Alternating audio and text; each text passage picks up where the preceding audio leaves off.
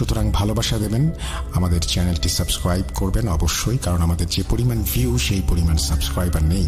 যারা শুনছেন তারা সাবস্ক্রাইব করে শুনবেন, যাতে করে আপনারা সমস্ত আপডেট পেয়ে যেতে পারেন এবং আমাদেরও বিশ্বাস থাকে যে হ্যাঁ, সামনের সময়টা আমরা ঠিকভাবে এগিয়ে যেতে পারবো। আমরা চলে যাচ্ছি আমাদের প্রথম ঘটনায়। যেভাবে লেখা আছে আমি সেভাবেই পড়ে শোনাচ্ছি। আসসালামু আলাইকুম রাসেল ভাই, আশা করি ভালো আছেন। আমার নাম রিয়াজ রাজ। ঘটনাটি লিখছি রামগঞ্জ থেকে। ভূত.com-এ এর আগে অনেকগুলো ঘটনা লিখে পাঠিয়েছিলাম, হয়তো ওগুলো আপনাদের পছন্দ হয়নি, কিন্তু এই ঘটনাটি কোনো শোনা বা বানানো গল্প নয়। ঘটনার বয়সও তেমন বেশি নয়, এই তো গত অক্টোবর মাসেই ঘটেছে। অর্থাৎ তিনি এই ইমেলটি পাঠিয়েছেন বেশ আগে, 2022-এর শেষের দিকে। তখনকার সময়ের ঘটনায় হয়তো উনি উল্লেখ করছেন। তিনি বলছেন, যদি ঘটনাটি সিলেক্টেড হয় তাহলে অডিয়েন্সের উদ্দেশ্যে বলবো, আপনারা প্রত্যেকটা ঘটনা বা প্রত্যেকটি মুহূর্ত খুব মনোযোগ দিয়ে শুনবেন। এটি আপনাদের কাছে আমার রিকোয়েস্ট। আর যাই হোক, আমি অন্তত একটা কথা জোর গলায় বলতে পারি, এইরকম ঘটনা আপনারা আগে কখনো কোথাও শোনেননি। বেশি কথা না বলি, আমি সরাসরি চলে যাই আমার ঘটনায়। অনেকে বলেন সব প্রশ্নের উত্তর থাকে, কিন্তু এই কথাটা যদি এমন হয় সব প্রশ্নের উত্তর থাকে না, মানে এমন কিছু প্রশ্ন থাকে যা শুধুমাত্র প্রশ্নের মাঝেই সীমাবদ্ধ। এটির উত্তর খোঁজাখুঁজি করার আগে আপনাকে ভাবতে হবে যে উত্তর আপনার কল্পনার শক্তির বাইরে, অর্থাৎ সমাধান এমন কিছু হতে পারে যা এই বিজ্ঞান যুগে হাসাহাসির বড় অংশ। অনেকে দিন দুপুরে ডাকাতের হাতে পড়েছেন, ছিনতাইকারীর কবলে পড়েছেন। আচ্ছা, আপনি কি ভর দুপুরে কখনো জিনের খপ্পরে পড়েছেন, তাও শত মানুষের ভিড়ে? শুনতে একটু অদ্ভুত লাগতে পারে, কিন্তু এই অদ্ভুত কাণ্ডই ঘটে গেল গত অক্টোবরের 29 তারিখে, তাও আমার সাথেই। চাঁদপুর থেকে শরীয়তপুর ভেতরগঞ্জে যাচ্ছিলাম আমার শ্বশুর বাড়িতে। ভোর 6টায় ঘুম থেকে উঠে আমি 10ঘাড়িয়া বাজার থেকে রওনা করি। এদিকে হাজীগঞ্জ যেতে যেতে সময় হয়ে যায় সকাল 9টা। হাজীগঞ্জ 3 রাস্তার মোড়ে দাঁড়িয়ে গাড়ির অপেক্ষায় ছিলাম। যারা চাঁদপুর থাকেন তারা হাজীগঞ্জের পশ্চিম পাশের এই মোড়টা এতক্ষণে চিনেছেন। ঠিক সেই মুহূর্তে একজন ভিখারি আমাকে নরম এবং গম্ভীর স্বরে বলল, বাবা, কিছু টাকা দিবি? আমি বৃদ্ধ লোকটার দিকে তাকিয়ে দেখি ওনার চেহারাটা অনেক সুন্দর। মনে মনে আপসেটও হয়েছি, এমন সুন্দর চেহারার একজন লোক পেটের দায়ে রাস্তায় নামলো। এরপর আমি মানিব্যাগ বের করে যেই টাকা নেব, দেখি খুচরো কোনো টাকা নেই। আমি ওনাকে বললাম, চাচা, আপনার কাছে ভাঙতে হবে? লোকটা মাথা নাড়িয়ে না সূচক ইঙ্গিত করল এবং সেই মুহূর্তে স্টেশনে বাসও চলে আসে। আমি মানিব্যাগ পকেটে নিয়ে বাসে উঠে আসি। ওনাকেও আর কিছু বলিনি, যেহেতু আমার কাছে ভাঙতি টাকা নেই তাই হয়তো উনি বুঝবেন ভেবে ব্যাপারটা আমি তেমন আমলে নেইনি। কিন্তু বিশ্বাস করুন রাসেল ভাই, এরপর আমার সাথে যা হয়েছে তা কোনোদিন আমার সাথেই হবে এইটা আমি কল্পনা করিনি।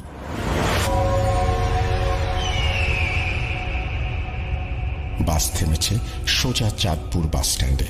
আমি বাস থেকে নেমে একটা সিএনজিতে উঠে চলে গেলাম ব্রিজের ওপারে। যারা চাঁদপুর বা লক্ষ্মীপুরে থাকেন, এই স্থানগুলো সম্পর্কে আপনাদের নিশ্চয়ই ধারণা থাকবে, কারণ আমি একমাত্র এখানেই হরিণা ফেরিঘাটের গাড়ি পাবো, আর এরপর ট্রলারে শরীয়তপুর যেতে হবে আমার। তো যখন আমি ব্রিজের ওপারে গিয়ে সিএনজিতে উঠেছি, খেয়াল করলাম একটু দূরে রেল লাইনের রাস্তায় সেই বৃদ্ধ লোক দাঁড়িয়ে আছে এবং তিনি আমার দিকেই তাকিয়ে আছেন। এই সিএনজি স্ট্যান্ড রেল লাইনের পাশেই, তাই আমি স্পষ্ট ওনাকে দেখতে পেয়েছি। কিন্তু আমি এই ভেবে অবাক হলাম, ওনাকে তো হাজীগঞ্জ ফেলে এসেছি, এত দূর আমার আগে উনি কিভাবে আসবেন? এই ব্যাপারটা নিয়ে ভাবতে ভাবতে লোকটি আমার কাছে এসে সেই নরম এবং গম্ভীর স্বরে বলল, বাবা, কিছু টাকা দিবি? আমি অবাক হয়ে ওনার দিকে কিছুক্ষণ তাকিয়েছিলাম। এত দূর আসতে আসতে আমার কাছে খুচরো টাকাও হয়েছে। আমি ঘর থেকে বেরিয়ে তড়িঘড়ি করে ওনাকে একটা 10 টাকার নোট দিলাম। উনি টাকাটা নিয়ে দেখলাম অন্যদিকে চলে যাচ্ছেন। এদিকে গাড়িতে লোক হয়ে যাওয়ায় ড্রাইভার গাড়ি স্টার্ট দেয়। এবং রওনা করে হরিণাঘাটের উদ্দেশ্যে। ব্রিজের এপার থেকে হরিণাঘাট অবধি পুরো রাস্তায় আমি শুধু সেই বৃদ্ধ লোকটার কথাই ভেবেছি। উনি আমার মস্তিষ্কে যেন জড়িয়ে গেছেন। আমার আগে এত দূর উনি কিভাবে এলেন, এই ব্যাপারটা আমি বুঝে উঠতে পারছিলাম না। কিন্তু তখন আমি বুঝিনি সামনে আমার জন্য আরো অনেক বড় বিপদ অপেক্ষা করছে। হরিণাঘাটে নেমে আমি ট্রলার পাইনি। এদিকে দেখলাম ফেরি ছাড়ার সময় হয়ে গেছে। যেহেতু আমাকে আজকে গিয়ে আবার আজকের মধ্যেই ব্যাক করতে হবে, তাই আর সময় ব্যয় না করে আমি সেই ফেরিতেই উঠে গেলাম। আপনারা যারা ফেরিতে চলাচল করেছেন বা দেখেছেন তারা নিশ্চয়ই জানেন ফেরির দ্বিতীয় অথবা তৃতীয় তলায় একটা ভাতের দোকান নয়তো চায়ের দোকান থাকে। যেহেতু 30 থেকে 40 মিনিটের জার্নি, তাই আমি দ্বিতীয় তলায় সেই চায়ের দোকানে বসলাম এবং দোকানিকে বললাম একটা রং চা দেওয়ার জন্য। এদিকে সিগারেট খাওয়ার বদ অভ্যাস থাকায় একটা সিগারেট ধরাই এবং নিজের ফোন বের করে আমার স্ত্রীকে মেসেঞ্জারে মেসেজ দিচ্ছি। চ্যাটিং করার মাঝে দোকানে এসে আমাকে চা নিতে বললেন। আমি ফোনের স্ক্রিন থেকে মাথা তুলে তাকাতেই দেখি আমার সামনের চেয়ারে সেই বৃদ্ধ লোকটা বসে আছেন। ওনাকে দেখেই আমার গা শিউরে উঠল। এইবার আমার হাত এবং পায়ের গোড়ালি কাঁপাকাঁপি শুরু করে। লোকটিকে চোখের সামনে দেখে আমি বিশ্বাস করতে পারছিলাম না, এই বৃদ্ধ লোক কিভাবে আমার আগে এখানে চলে এসেছেন। একবার আমি ভাবছি উনিও হয়তো শরীয়তপুর যাচ্ছেন, তাই বারবার অলৌকিকভাবে আমার সঙ্গে দেখা হয়ে যাচ্ছে। আবার ভাবছি জিন ভূত নয় তো, কিন্তু জিনও যদি হয় তবে এই ভর দুপুরে এইভাবে আমার পিছু নিবে কেন? সত্য মিথ্যা এবং অদ্ভুত সব ভাবনার মাঝে আমি যেন ডুবে যাচ্ছিলাম। তখনই দোকানি আমার ঘোর ভাঙিয়ে বলল, ভাই চাকি খাইবেন না নাকি? হঠাৎ ওনার গলার স্বর শুনে আমি দোকানের দিকে তাকালাম। ফোন পকেটে রেখে চায়ের কাপ হাতে নিতেই দেখি বৃদ্ধ লোকটা এবার আমার দিকে তাকিয়ে আছে। আমার কিছু বলার নেই, কিন্তু কেন যেন ওনার চোখ থেকে আমি চোখ সরাতে পারছিলাম না। তবে এইবারও উনি হাত বাড়িয়ে সেই গম্ভীর এবং নরম সুরে আমাকে বললেন, বাবা কিছু টাকা দিবি? ওনার এই কণ্ঠটি যদি আপনারা কেউ শুনেন তবে আমি নিশ্চিত এই স্বর আপনারা কখনো ভুলতে পারবেন না। যেহেতু পরপর 3 বার শুনেছি আমি, তাই ওনার এই স্বর এবং টাকা চাওয়ার ধরনটি আমার মগজে গজগজ করছিল। আমি কি করব বুঝতে না পেরে চায়ের কাপ টেবিলে রাখি এবং পকেট থেকে মানি ব্যাগ বের করতে গেলে দোকানি এসে সেই ভিখারিকে বলে, এই চাচা, এখানেও ভিক্ষা করা লাগেনি, কাস্টমার না নষ্ট করলে আপনাকে শান্তি লাগে না। আমি খেয়াল করলাম দোকানির এমন কথা শুনেও বৃদ্ধ লোকটা আমার দিকে চেয়ে আছেন এবং ডান হাতটি আমার দিকে বাড়িয়ে দেয়া। কিন্তু এইবার আমার পাশে দোকানিকে পেয়ে সাহস করেই কৌতূহল বশত বলে বসলাম, চাচা আপনাকে তো আমি হবিগঞ্জ দেখেছিলাম, এরপর ভাঙতি টাকা নাই তাই টাকা দেইনি। এরপর ব্রিজের ওপারেও আপনাকে দেখলাম আর 10 টাকাও দিলাম। আপনি আবার এখানে কিভাবে এলেন? আর কেন টাকা চেয়েছেন? নাকি ভুলে গেছেন যে আমি আপনাকে টাকা দিয়েছিলাম? আমার কথা শুনে দোকানিও দেখলাম এবার অবাক হলেন। এদিকে বৃদ্ধ লোকটা আমার কথা শুনে এবার হাত নামিয়ে নেন আর বসা থেকে উঠে সোজা দ্বিতীয় তলা থেকে নেমে যেতে লাগলেন। হঠাৎ মনে হলো উনি খুব রেগে গেছেন। আমি তো হতভম্ব হয়ে তাকিয়েছিলাম। এদিকে দোকানিও অবাক হয়ে আমাকে জিজ্ঞাসা করলেন, কি ব্যাপার, এই লোক আপনার পিছু নিচ্ছে নাকি? দোকানের কথা শুনে আমি যেন এইবার সাহস পেয়েছি। যদিও এই বৃদ্ধ লোককে আমি ভয় পাচ্ছি নাকি তার কর্মকাণ্ড আমাকে ভয় লাগিয়ে দিচ্ছে আমি বুঝতে পারছি না, কিন্তু আমি ভয় অনুভব করছিলাম তখন। এরপর আমি চা খেতে খেতে দোকানিকে বৃদ্ধ লোকটার ব্যাপারে সবটা বললাম। দোকানি আমার কথা শুনে বললেন, আজকাল ধান্দাবাজ বেড়ে গেছে, এই ব্যাটা আপনাকে ফলো করতেছে মনে হয়, আসেন জিজ্ঞেস করি। খেয়াল করেছি আমার সাথে দোকানিও এই রহস্যের সমাধান খুঁজছেন। দোকানির বয়স তেমন বেশি না, বয়স 26 থেকে 30-এর মতো। এরপর আমি এবং দোকানি দ্বিতীয় তলা থেকে নেমে এলাম নিচে। আমি এর আগেও কয়েকবার ফেরিতে চলাচল করেছি। সবসময় মানুষজন কম হলেও 10-12 জন থাকতো, কিন্তু এইবার শুধু 2টা ছেলেকে দেখলাম।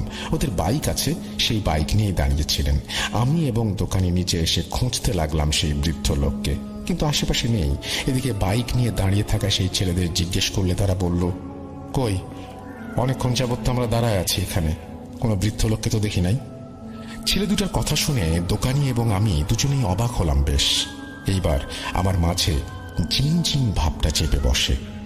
দোকানি আমাকে বললেন, ভাই, ট্র্যাকে চিপা চাপা আছে মনে হয়, হয়তো লোকটা যখন নেমেছে তখন ভাইরা খেয়াল করেনি। দোকানি আমাকে কথাটা বলতে সেই দুটো ছেলে অবাক হয়ে আমাদের দিকে তাকিয়েছিল। আমিও দোকানির কথায় হ্যাঁ সম্মতি দিয়ে ফেরিতে থাকা ট্রাকগুলোর কিনারা চেক করতে লাগলাম। এদিকে ফেরির নিচের সব অংশ চেক করার পর যখন ওনাকে পাইনি তখন বাথরুমেও গেলাম। দেখলাম ওয়াশরুমের দরজা খোলা, ভেতরে কেউ নেই। আমার সাথে এবার যেন দোকানিও পাগল হয়ে যাচ্ছিল। বেশ কিছু সময় নিচে খুঁজে আমরা ওপরে যাই এবং দ্বিতীয় তলা আর তৃতীয় তলায় ভালোভাবে চেক করি, কিন্তু সেই বৃদ্ধ লোকের দেখা পাইনি। নিরাশ হয়ে দুজনেই ফিরে যাই দ্বিতীয় তলায়, অর্থাৎ দোকানির দোকানে। আমি বারবার দোকানি বলছি কারণ ওনার নামটা আমার জানা হয়নি। দোকানির চেহারা দেখে আমি স্পষ্ট বুঝতে পারি উনি ভয় পাচ্ছেন, কারণ বৃদ্ধ লোকের সাথে দোকানি খারাপ ব্যবহার করেছিলেন। কিন্তু আমি ভয় পাচ্ছি অন্য বিষয়ে। যদি আমি খারাপ ব্যবহার করিনি, কিন্তু এই বৃদ্ধ তো আমার পিছুই নিয়েছিল। কেন এসেছিল আর আমাকেই কেন ফলো করলো, এইটা ভেবেই আমি ভয় পাচ্ছিলাম। ঘটনা এখানে শেষ হয়ে গেলে চলতো, কিন্তু ঘটনার শুরু হয়েছে মাত্র। আমার জীবনের কালো অধ্যায় নেমে এসেছিল সেই দিন থেকেই। আমি দোকানিকে বিদায় দিয়ে ফেরি থেকে নেমে যাই। এরপর ফেরি থেকে সোজা চলে যাই ভেদরগঞ্জ। এই অবধি সবটাই অদ্ভুত হলেও ঠিক ছিল, কিন্তু ভেদরগঞ্জ বাজারে নেমে উপজেলা হয়ে যখন আমি এগোচ্ছিলাম তখন রাস্তার পাশে, অর্থাৎ আমার বাম পাশে, সেই বৃদ্ধ লোকটিকে আমি দেখতে পাই। হাত দুইটা হাঁটুর মাঝে রেখে উনি বসে আছেন। হঠাৎ ওনাকে দেখে আমার বুকের বাম পাশটা কেমন যেন চিনচিন করে উঠল। দিনে দুপুরে এত শত লোকের মাঝেও আমি ভয়ে থরথর করে কাঁপছিলাম, কিন্তু এখন তো আশেপাশে পরিচিত লোকজন নেই। মনে মনে ভাবছিলাম দোকানির সাথে থাকলে এখন ওনাকে ধরতে পারতাম। এইভাবে আজগুবি কিছু ভাবনার মাঝে বৃদ্ধ লোকটা বসা থেকে উঠে যায় এবং আমাকে এড়িয়ে আমি যেদিক থেকে এসেছিলাম সেদিকে চলে যাচ্ছেন। কিন্তু এইবার অনেকটা পার্থক্য ছিল। গত 3 বার ওনাকে খুব কষ্ট করে হাঁটতে দেখেছি, মানে একজন বয়স্ক মানুষ হাঁটুর ব্যথা নিয়ে যেভাবে গুঁজে গুঁজে চলে ওভাবে দেখেছিলাম। এইবার ঠিক উল্টো, একজন যুবক যেভাবে হুট করে বসা থেকে উঠে দাঁড়ায় উনি ঠিক সেইভাবে দাঁড়িয়েছেন, এবং একজন যুবক যেভাবে হেঁটে যাবে তাও অনেক দ্রুত তিনিও ওইভাবে হেঁটে যাচ্ছেন। যাওয়ার সময় ওনার ময়লা মিশ্রিত সেই পাঞ্জাবির একটা আলাদা ঘ্রাণ আমার নাকে এসে লাগে। সেই মুহূর্তটায় আমার কি হয়েছিল আমি বুঝে উঠতে পারছিলাম না। বোকার মতো ওনার দিকে তাকিয়েছিলাম এবং উনি হাঁটতে হাঁটতে কখনো লোকজনের ভেতরে হারিয়ে যান, আমি খেয়াল করতে পারিনি।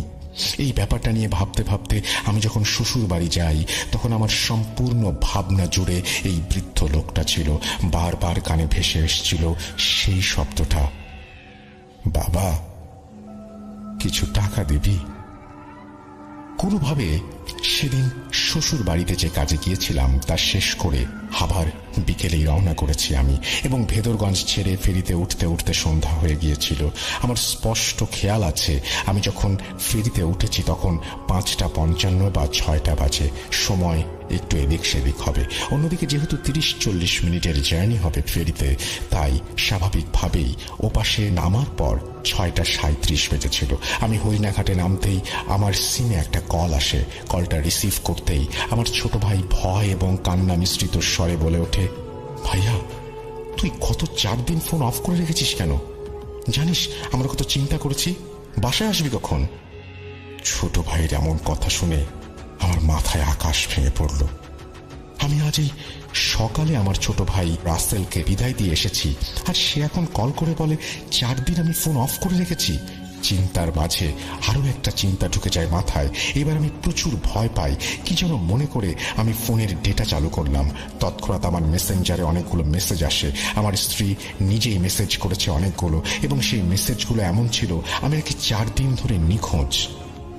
যার বাসা থেকে আমি এইমাত্র আসলাম এখনো 4 ঘন্টা হয়নি, সে মেসেজ দিচ্ছে আমি 4 দিন নিখোঁজ ছিলাম। সময়টা যেন আমাকে পাগল বানিয়ে দিচ্ছিল। আমি একটু মাথা খাটিয়ে মেসেজের তারিখ চেক করলাম। তখনও আমার মাথা খাটিয়ে কিছু করার মতো অবস্থা ছিল না। তবুও আমি তারিখ চেক করে দেখি আজ দুপুরে আমি আমার স্ত্রীকে যে মেসেজ করেছি তা অক্টোবর 29 তারিখের মেসেজ। এরপর যখন ফোনের শর্ট ক্যালেন্ডারে তাকাই আমি দেখি আজ নভেম্বরের 3 তারিখ। মাথায় আকাশ ভেঙে পড়ার অবস্থা। কিভাবে 4 দিন কেটে গেল তাও 4 ঘন্টার মধ্যেই। একবার ভাবছি আমার ক্যালেন্ডারের সমস্যা, আবার ভাবছি ছোট ভাই কেন কল দিয়ে বলল আমি 4 দিন যাবৎ নিখোঁজ। আমার ভাবনায় আসে সবকিছু আমি স্বপ্নে দেখছি না তো। হ্যাঁ, তো এত ভাবনার মাঝে ফোন কল আসে আমার। দেখি আমার স্ত্রী কল করেছে। আমি ফোন রিসিভ করতেই ওপাশ থেকে সে প্রচন্ড রাগ, অভিমান এবং মায়া মিশ্রিত কণ্ঠে বলে, শয়তান, স্বার্থপর, গত 4 দিন কোথায় হারিয়ে গিয়েছেন? আমরা পাগলের মতো খুঁজছিলাম আপনাকে। আপনার আব্বু থানায়ও গিয়েছেন। আপনার ফোন অফ ছিল। একটা কল দিয়েও তো বলতে পারতেন কোনো কাজ ছিলেন। এখান থেকে তো ভালোভাবে বিদায় দিয়েছিলেন। বাড়ি গিয়ে কল দেওয়ার কথা ছিল, অথচ আপনি গত 4 দিন পুরো নিখোঁজ হয়ে আছেন। কোথায় ছিলেন এই 4 দিন আপনি? বউয়ের কথা শুনে যেন আমার পায়ের নিচ থেকে মাটি সরে গেল। ভুলভাল কি আমি শুনছি, নাকি ভুলভাল বলছে আমি বুঝে উঠতে পারছি না। কেন এমন ঘোরের মাঝে হারিয়ে যাচ্ছি বারবার? আতঙ্ক এবং হতাশার মাঝে আমি আমার স্ত্রীকে বললাম, কিছু না, আমি তোমাকে সব জানাবো, আগে সব ক্লিয়ার করি। কথাটা বলে আমি ফোন কেটে দিয়েছি। হরিণাঘাট থেকে যখন আমি সিএনজিতে করে ব্রিজের এপারে এলাম, পুরো রাস্তায় শুধু এই ঘটনাগুলো আমার মাথায় ঘুরপাক খাচ্ছিল। কে সেই বৃদ্ধ লোক? হুট করে কেন আমার জীবনে এলেন তিনি? ফেরি থেকে কিভাবে উনি গায়েব হয়ে গেলেন? মাঝ নদীতে যদি এইভাবে যাবেনও, কোথায় হারিয়ে গেলেন? কোথায়? সবচেয়ে বেশি ভয় লেগেছে এই কারণে যে ফেরি পার হতে হতে যেখানে আমার 40 মিনিট লেগেছে সেখানে 4 দিন কিভাবে কেটে গেল। এমন একটা প্রশ্নের সম্মুখীন হয়ে গেলাম আমি, যার উত্তর খোঁজা মুশকিল হয়ে যাচ্ছে। উত্তরই বা খুঁজব কি করে আমি? এই প্রশ্নের কোনো উত্তর মেলে না। সেদিন পুরো রাস্তায় আমি এই ব্যাপারটা নিয়ে ভাবতে ভাবতে অবশেষে বাড়ি এলাম। সবাই কল দিচ্ছিল আমাকে এবং রিসিভ করলে একটা কথাই শুনতে হচ্ছিল, এই 4 দিন কোথায় ছিলেন? বাড়িতে এসে কাউকে কিছু না বলে আমি সোজা গোসল করতে চলে যাই। বলে রাখি, আমাদের বাড়ির পুরুষেরা যে পুকুরে গোসল করে সেটি মসজিদের সামনে, এবং এই মসজিদ আমাদের বাড়ির গেটের সামনেই। পুকুরে নেমে গোসল সেরে আমি যখন কাপড় বদলাচ্ছিলাম সেই মুহূর্তে আমার নাকে ওই ঘ্রাণটা এসে লাগে। অর্থাৎ শরীয়তপুর ভেদরগঞ্জ উপজেলার সামনে বৃদ্ধ লোকের যে ঘ্রাণ আমি পেয়েছিলাম, ঠিক সেই ঘ্রাণটি এখন আমি পাচ্ছি। রাত প্রায় 9টা বাজে। আমি ঘ্রাণ পেয়ে সঙ্গে সঙ্গে এদিক সেদিক তাকাই, কিন্তু আশেপাশে কেউ ছিল না। এইবার ভয়টা আরো বেশি বেড়ে যায়। আমার বোঝা হয়ে গেছে আমি কোনো জিন ভূতের খপ্পরে পড়েছি। কিন্তু এই অশরী আমার পিছু নিল কেন তা আমার জানা নেই। তাড়াহুড়া করে আমি জামা বদলে ফেলি, সাবান নিয়ে সোজা বাসায় এসে পড়ি। পরিবারের সবাই আমার দিকে 2টা নজরে তাকাচ্ছিল। একটা হচ্ছে 4 দিন কিছু না বলে কোথায় ছিলাম, তাও এখন চুপচাপ, তাই রাগ।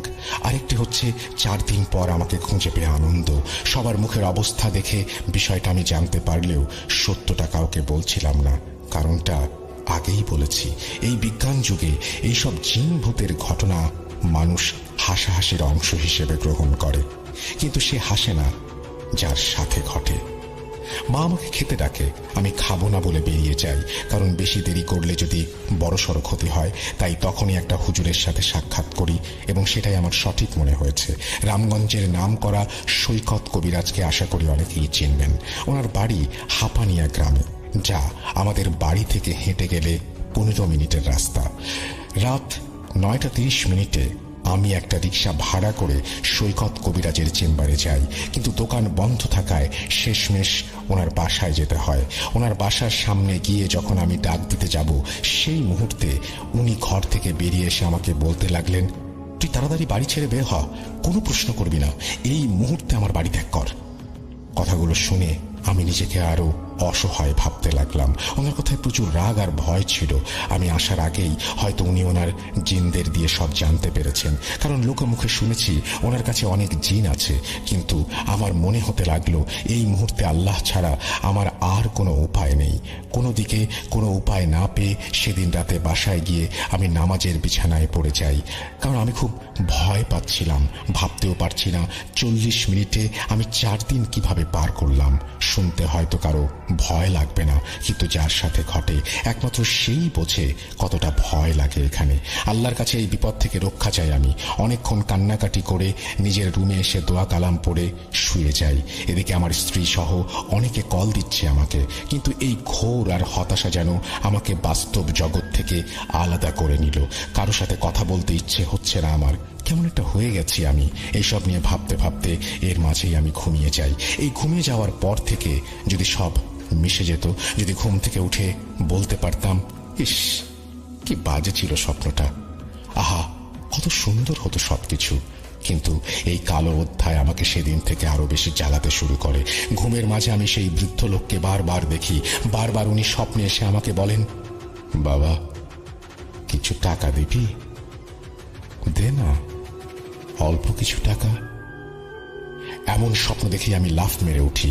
ওনার চেহারা মাশাআল্লাহ অনেক সুন্দর, কিন্তু এই সুন্দরের মাঝে যে ভয়টা আমি পাচ্ছি তার ব্যাখ্যা আমার কাছে নেই। ওনার সেই কণ্ঠস্বর আমার হৃৎপিণ্ড যেন ছিনিয়ে নেয়।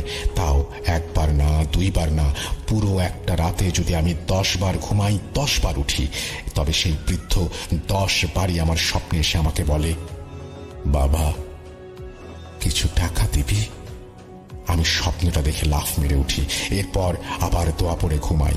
তখন স্বপ্নে এসে বলেন, বাবা কিছু টাকা দিবি। এই যন্ত্রণা আমার ঘুমানো বন্ধ হয়ে গেছে। ঘুমাতে যেতেও আমি ভয় পেতে শুরু করি, কিন্তু ঘুম যদি না হয় তখন সেই অদ্ভুত ঘ্রাণ আমার নাকে এসে গড়গড় করে প্রবেশ করতে থাকে। অর্থাৎ ঘুম গেলেও অশান্তি, না গেলেও অশান্তি। আমি পাগল হয়ে যাচ্ছিলাম। অবশেষে না পেরে আমি আমার ফ্যামিলিকে সবকিছু জানাই। এরপরে মনে হচ্ছিল আমার ফ্যামিলিকে জানানোর আগেই আমি ভালো ছিলাম। ফ্যামিলিকে বলার পর থেকে আমার সাথে আরো অস্বাভাবিক ঘটনা ঘটতে শুরু করে। রাতে ঘরের টিনে কেউ সজোরে লাথি মারে। মনে হয় টিন এতক্ষণে ভেঙে পড়ে গেছে, কিন্তু যখন আমরা সেই স্থান চেক করি দেখি কোনো আঘাতের চিহ্ন নেই। আমি সেই অদ্ভুত ঘ্রাণ সবসময় পেতে শুরু করছিলাম। ঘর থেকে বের হলেই আমার মাথা ঘুরানো শুরু হতো। তাই বিছানায় প্রতিবন্ধীর মতো পড়ে গেছিলাম আমি। অনেক হুজুর, অনেক কবিরাজের কাছে যাওয়া হয়েছে, কিন্তু তারা বারবার আমার ফ্যামিলিকে তাড়িয়ে দিয়েছে। কেউ সমাধান করতে আসে না। কেন আসে না তা আমাকে কেউ বোঝাতেও পারে না। এইভাবে অনেক দিন কেটে যায়। আমি শুকিয়ে কাঠ হয়ে যাচ্ছিলাম। গায়ে লাগাতার জ্বর শুরু হয়েছে আমার। মৃত্যুর কবলে হেলে যাচ্ছিলাম দিন দিন। প্রতিদিন রাতে সেই বৃদ্ধ লোকটা স্বপ্নে এসে আমার কাছ থেকে টাকা চেয়েই যাচ্ছে। ভয়ে ঘুম না এলে আমাকে সেই ঘ্রাণ পাগল করে দেয়। এরপর 18 দিন পর সৈকত কবিরাজ আমাদের বাড়িতে আসেন। ওনার মুখে কে এই জিন এবং কিভাবে আমার জীবনের সাথে জড়িয়ে গেছে তা শুনতে পাই আমরা, এবং এইটা শুনে অনেক বেশি ভয় পেয়ে যাই। কবিরাজ আমাকে একটা তাবিজ বেঁধে দিয়ে গেছেন যাতে সেই জিন আমার আশেপাশে আসতে না পারে, কিন্তু এই তাবিজ আমাকে শুধু 2 দিন শান্তি দিয়েছিল। এরপর আরো সব ভয়ানক ঘটনা শুরু হয়। শুধু আমার সাথেই নয়, আমার পুরো ফ্যামিলির সাথেই। কি হয়েছিল আমাদের সাথে এবং কে ছিল এই বৃদ্ধ লোক তার সময় করে পরের এপিসোড শুরু হবার আগেই পাঠাবো ইনশাআল্লাহ। আজ আর লিখতে পারছি না। পুরো ঘটনা এক এপিসোডে বলা হলে হয়তো ইমেল পড়ার সময় হবে না। গত 9 তারিখে আমি সুস্থ হয়েছি, অর্থাৎ ডিসেম্বর মাসের 9 তারিখে। জানি না আর কখনো সেই বৃদ্ধ লোক এসে বলবে কিনা, বাবা কিছু টাকা দিবি। জানি না এই সুস্থতা কতদিনের, তবে পরের ঘটনা লেখা অবধি আমি চাইবো আমার ঘটনাটি লিসনারদের পড়ে শোনান। এটি কোনো বানোয়াট গল্প না। লিসনারদের উদ্দেশ্যে সবার মতো আমিও একটা প্রশ্ন ছুঁড়তে চাই। 4 ঘন্টায় কখনো যদি আপনি 4 দিন পার করে দেন, আপনার অনুভূতি কেমন হতে পারে? রাসেল ভাই, যদি ঘটনা সিলেক্টেড হয় অবশ্যই আমাকে জানাবেন। আর যদি কোনো সমস্যা থাকে বা সিলেক্ট না হয় সেটিও আমাকে জানাবেন। ভূত.com দীর্ঘজীবী হোক। রিয়াজ রাজ, রামগঞ্জ, লক্ষ্মীপুর। তারপরে তিনি তার ফোন নাম্বার শেয়ার করেছেন। থ্যাংক ইউ ভেরি মাচ আপনার ঘটনা পাঠানোর জন্য, এবং আপনি এত চমৎকার একটা ঘটনা পাঠিয়েছেন সেজন্য আপনাকে আন্তরিকভাবে ধন্যবাদ জানাচ্ছি। আপনার নেক্সট ঘটনার অপেক্ষায় থাকলাম আমরা। যারা শুনছিলেন তাদেরও নিশ্চয়ই ভালো লেগেছে। আমরা চলে যাব পরবর্তী ঘটনাগুলোতে। আপনারা জানেন যে পরবর্তী ঘটনাগুলো সেই ঘটনাগুলো যে ঘটনাগুলো আপনারা হয়তো বারবার শুনতে চান, হয়তো আপনারা অনেকেই মিস করেছেন, হয়তো আপনারা অনেকেই পরের ঘটনাগুলো এতবার শুনেছেন যে এখন হয়তো শুনবেন না। তারপরেও ঘটনাগুলো শোনাতে চাচ্ছি যারা মিস করেছেন তাদের জন্য, এবং যারা আবারও শুনতে চান তাদের জন্য। শুনেই দেখুন, ভালো লাগতে পারে। আর যদি শুনতে ইচ্ছে না করে তাহলে একেবারেই সময় নষ্ট করার কোনো প্রয়োজন নেই। চলুন আমরা পরের ঘটনাগুলোতে যাই। আমি আপনাদের কাছ থেকে তার আগে বিদায় নিয়ে নিচ্ছি। ভালো থাকবেন আপনারা সবাই।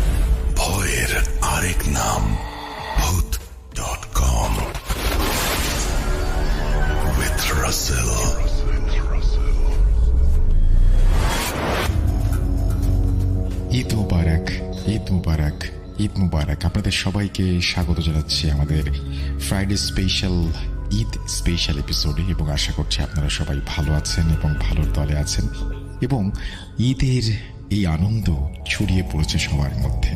এবং ঈদের প্রথম দিনের ব্যস্ততা, দ্বিতীয় দিনের ব্যস্ততা, তৃতীয় দিনের ব্যস্ততা, এই সব ব্যস্ততার মাঝেও আপনারা যে ভূত.com-এর জন্য আলাদা সময় বের করেছেন সেই জন্য আপনাদেরকে আন্তরিকভাবে ধন্যবাদ জানাই, এবং আশা করছি যে আপনারা এভাবেই আমাদের সঙ্গে থাকবেন এবং আমাদেরকে উৎসাহ দিয়ে যাবেন।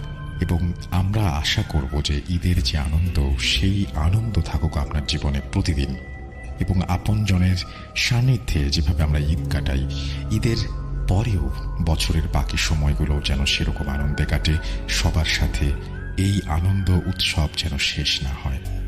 আর আপনারা বিভিন্ন জায়গায় বেড়াতে গিয়েছেন, আলোচনা হচ্ছে, অনেক কিছু হচ্ছে। প্রতিবার ঈদেই বলি যে এই সময় গল্প ঘুরতে ঘুরতে ঘুরতে ঘুরতে কোনো একটা সময় যেন ভয়ের প্রসঙ্গ চলে আসে, এবং ভয়ের প্রসঙ্গ যখন চলে আসবে তখন আপনি জেনেই নিতে পারবেন যে হয়তো বুঝেও ফেলবেন যে আপনার আশেপাশে এরকম মানুষ রয়েছেন যার জীবনে চমৎকার কোনো ভয়ের ঘটনা হয়তো আছে। সেই ঘটনাগুলো তুলে নিয়ে আসাই আমাদের কাজ, সেই ঘটনাগুলো মানুষের কাছে পৌঁছে দেয়াই আমাদের দায়িত্ব। আমরা বলবো যে আপনারা ঘটনা পাঠান russell.bhoot.com@gmail.com এই অ্যাড্রেসে, এবং আমরা প্রতিটা স্পেশাল এপিসোড, আমরা প্রতিদিনই আসলে স্পেশাল এপিসোড করতে চাই। ঈদ বা হ্যালোউইন বা বিশেষ কোনো দিন, ভূত.com-এর জন্মদিন, এই সমস্ত আলাদা কোনো দিন উপলক্ষ ভেবে না। আমরা চাই প্রত্যেকটা দিনই আপনি আসুন এবং ঘটনা শেয়ার করুন আমাদের সাথে, এবং প্রত্যেকটি ঘটনা হোক স্পেশাল। স্বাধীন মিউজিক অ্যাপের পক্ষ থেকে আপনাদের সবাইকে জানাচ্ছি ধন্যবাদ আমাদের সঙ্গে থাকার জন্য। ভূত.com-এর পক্ষ থেকে আপনাদের জন্য প্রাণ ভরা ভালোবাসা। আমরা চলে যাব আমাদের প্রথম ঘটনায়, এবং প্রথম ঘটনাটি একটি ইমেল, যেভাবে লেখা আছে আমি সেভাবেই শুরু করছি। আসসালামু আলাইকুম ভাই, আমি তাহমিন চৌধুরী সিলেট থেকে লিখছি। আজ আমি প্রথম ঘটনা লিখছি ভূত.com-এ। আমার পক্ষে স্টুডিওতে এসে ঘটনা বলা সম্ভব নয়, কারণ আমি ক্লাস 10-এ পড়ি। ঘটনাটি হচ্ছে 2013 সালের আমার ছোট বোনের সাথে ঘটে যাওয়া একটি ঘটনা। আমার পরিবার অনেক বড়, প্রতিদিন সন্ধ্যায় গল্পগুজব করা ছিল আমাদের দৈনন্দিন অভ্যাস। আমাদের পরিবারে দাদি, মা, বাবা ও চাচারা মিলে মোট 11 জন বসবাস করি।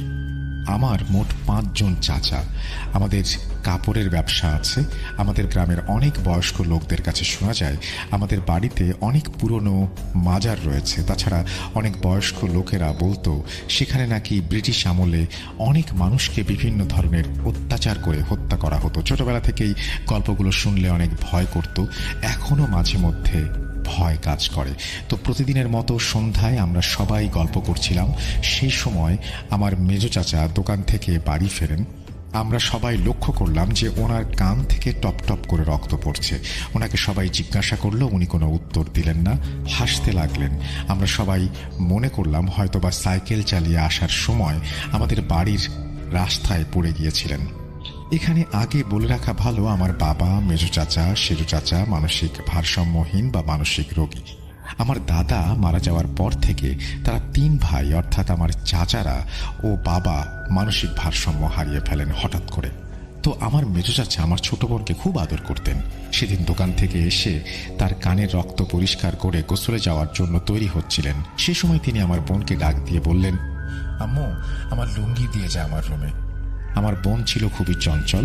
সে দৌড়ে এসে লুঙ্গি নিয়ে যায় তার রুমে দেবার জন্য। আমাদের পুরনো জমিদার বাড়ি হওয়ায় বেশ বড় ছিল। সেই লুঙ্গি নিয়ে চাচা রুমে আসে, কিন্তু চাচাকে তার রুমে এসে খুঁজে পায় না। রুমের লাইট অফ থাকায় বেশ অন্ধকার ছিল। শুধুমাত্র পাশের রুমের আলোয় চাচার রুমের সবকিছু দেখা গেল। সে চাচাকে তার রুমে না পেয়ে বেশ ভয় পেল। সে রুম থেকে চলে যাবে, এই সময় হঠাৎ তার মনে হলো কেউ যেন তাকে শিলা বলে ডাকছে। সে মা বলে চিৎকার দেবে, ঠিক এই সময় লম্বা এলোমেলো চুল ও লেজওয়ালা একটা জিনিস তার হাত চেপে ধরল। সে মনে মনে কালেমা পড়া শুরু করলো। ঠিক এই সময় সেই লেজওয়ালা জিনিসটা তার লোমওয়ালা লম্বা হাত দিয়ে আমার বোনকে তার কাঁধে তুলে নিল। ঠিক এই সময় আমার মেজো চাচা গোসল থেকে বের হয়ে গান গেয়ে গেয়ে তার রুমে ঢুকছিলেন। হঠাৎ আমার বোন চাচার গান গাওয়া শুনতে পেয়ে জোরে চিৎকার দেয়। ঠিক তখনই ভয়ঙ্কর ওই জিনিসটা আমার বোনকে নিয়ে রুমের মেইন দরজার ছিটকিনি খুলে ফেলে। আমার বোনের চিৎকার ততক্ষণে সবাই শুনে ফেলে। আমার ছোট চাচা, মেজো চাচা আর আমার মা দৌড়ে আসেন রুমে। আমার বোন সেই বয়সেও ভীষণ চালাক ছিল। কালেমা পড়ার সাথে সাথে ওই অবয়বটা চলে যায় রুম থেকে দরজা খুলে। যাওয়ার সময় আমার বোনকে বিছানায় জোর করে ধাক্কা মেরে বসিয়ে যায়। আমার বোন আল্লাহর নাম নিয়ে পশ্চিম দিকে সিজদা দিয়ে অন্ধকার রুমে বসে থাকে, জোরে কান্না করতে থাকে। আর মা ও চাচারা রুমে এসে লাইট জ্বালিয়ে দেখে আমার বোন সিজদারত অবস্থায় কান্না করছে। চাচাদের দেখে আমার বোন কান্না থামায় এবং কিছুটা শান্ত হয়। আমার চাচার রুমের মেইন দরজা খোলা পাওয়া যায়। এই দরজা আমার 3 বছরের বোনের জন্য খোলা অসম্ভব।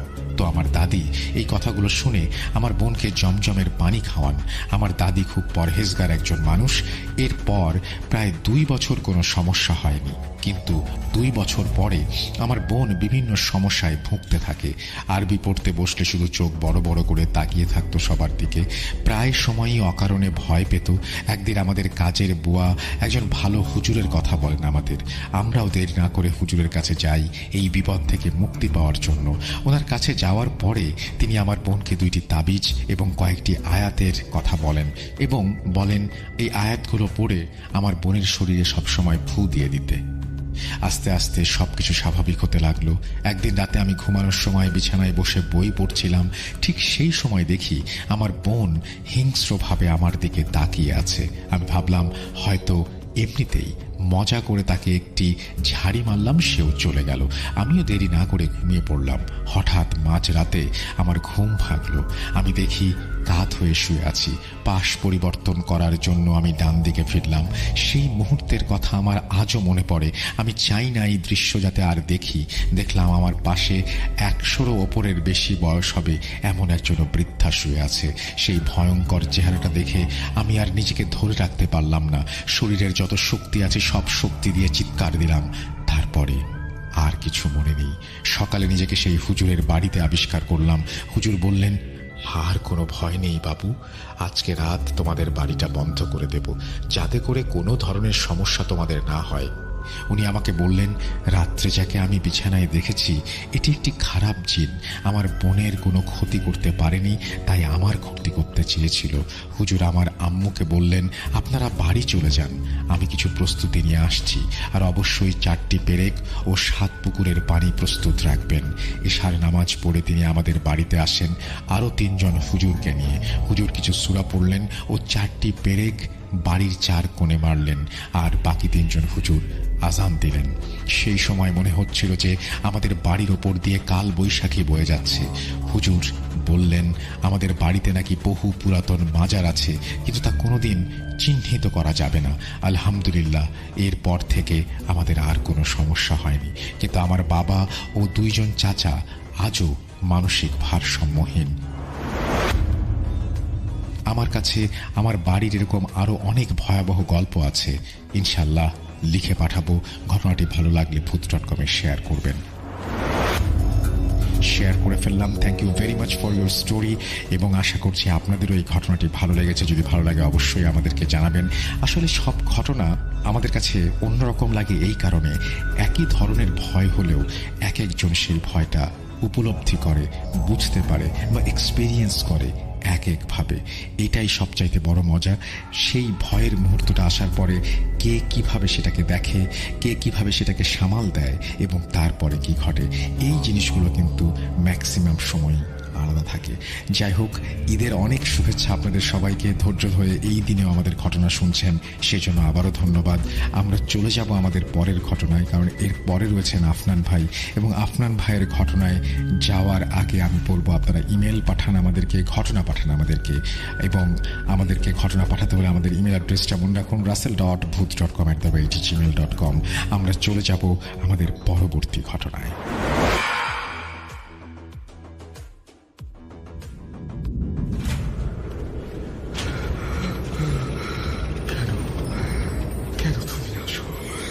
আমি শুধু তোমার সাথেই থাকতে চাই। কিভাবে সম্ভব? মৃতদের এই পৃথিবীতে থাকতে নেই।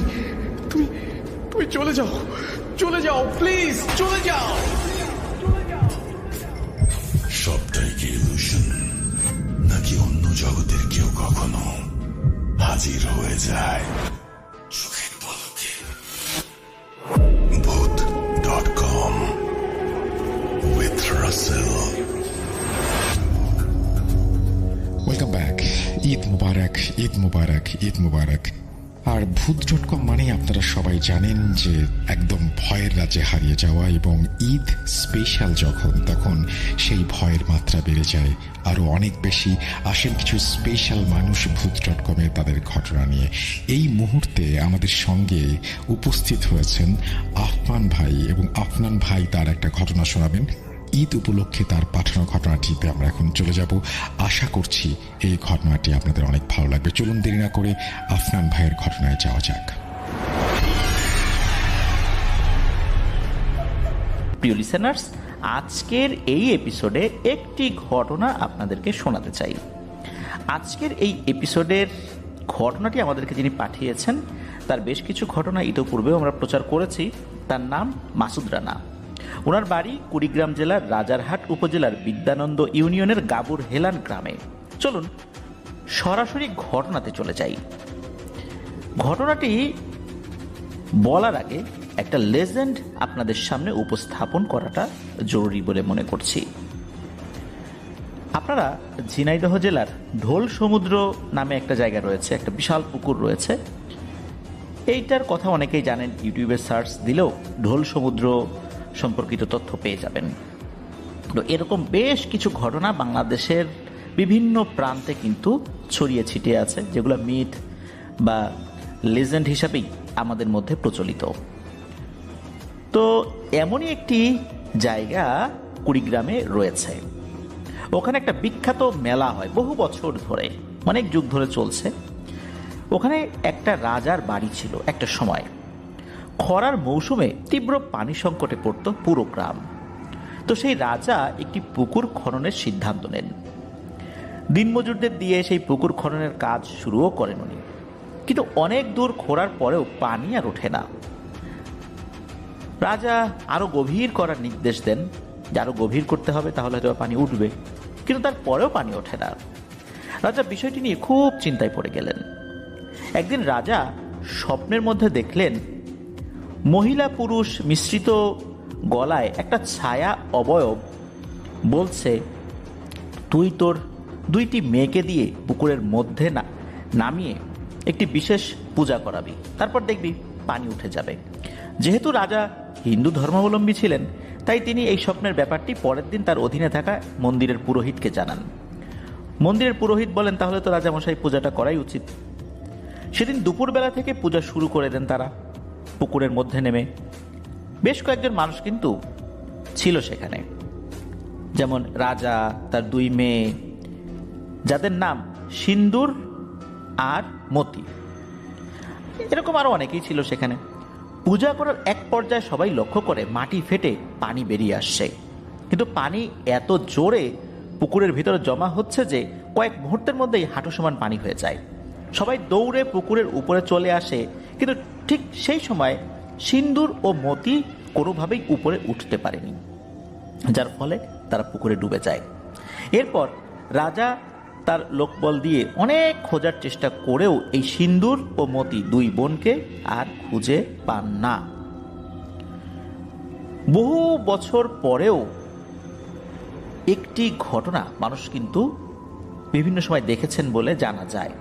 বহু বছর ধরে নাকি ওই দিনটাতে, যেই দিনে সিন্দুর ও মতি পানির নিচে হারিয়ে গিয়েছিল, দুটো হাত নাকি দেখা যেত পানির উপরে ভেসে উঠত।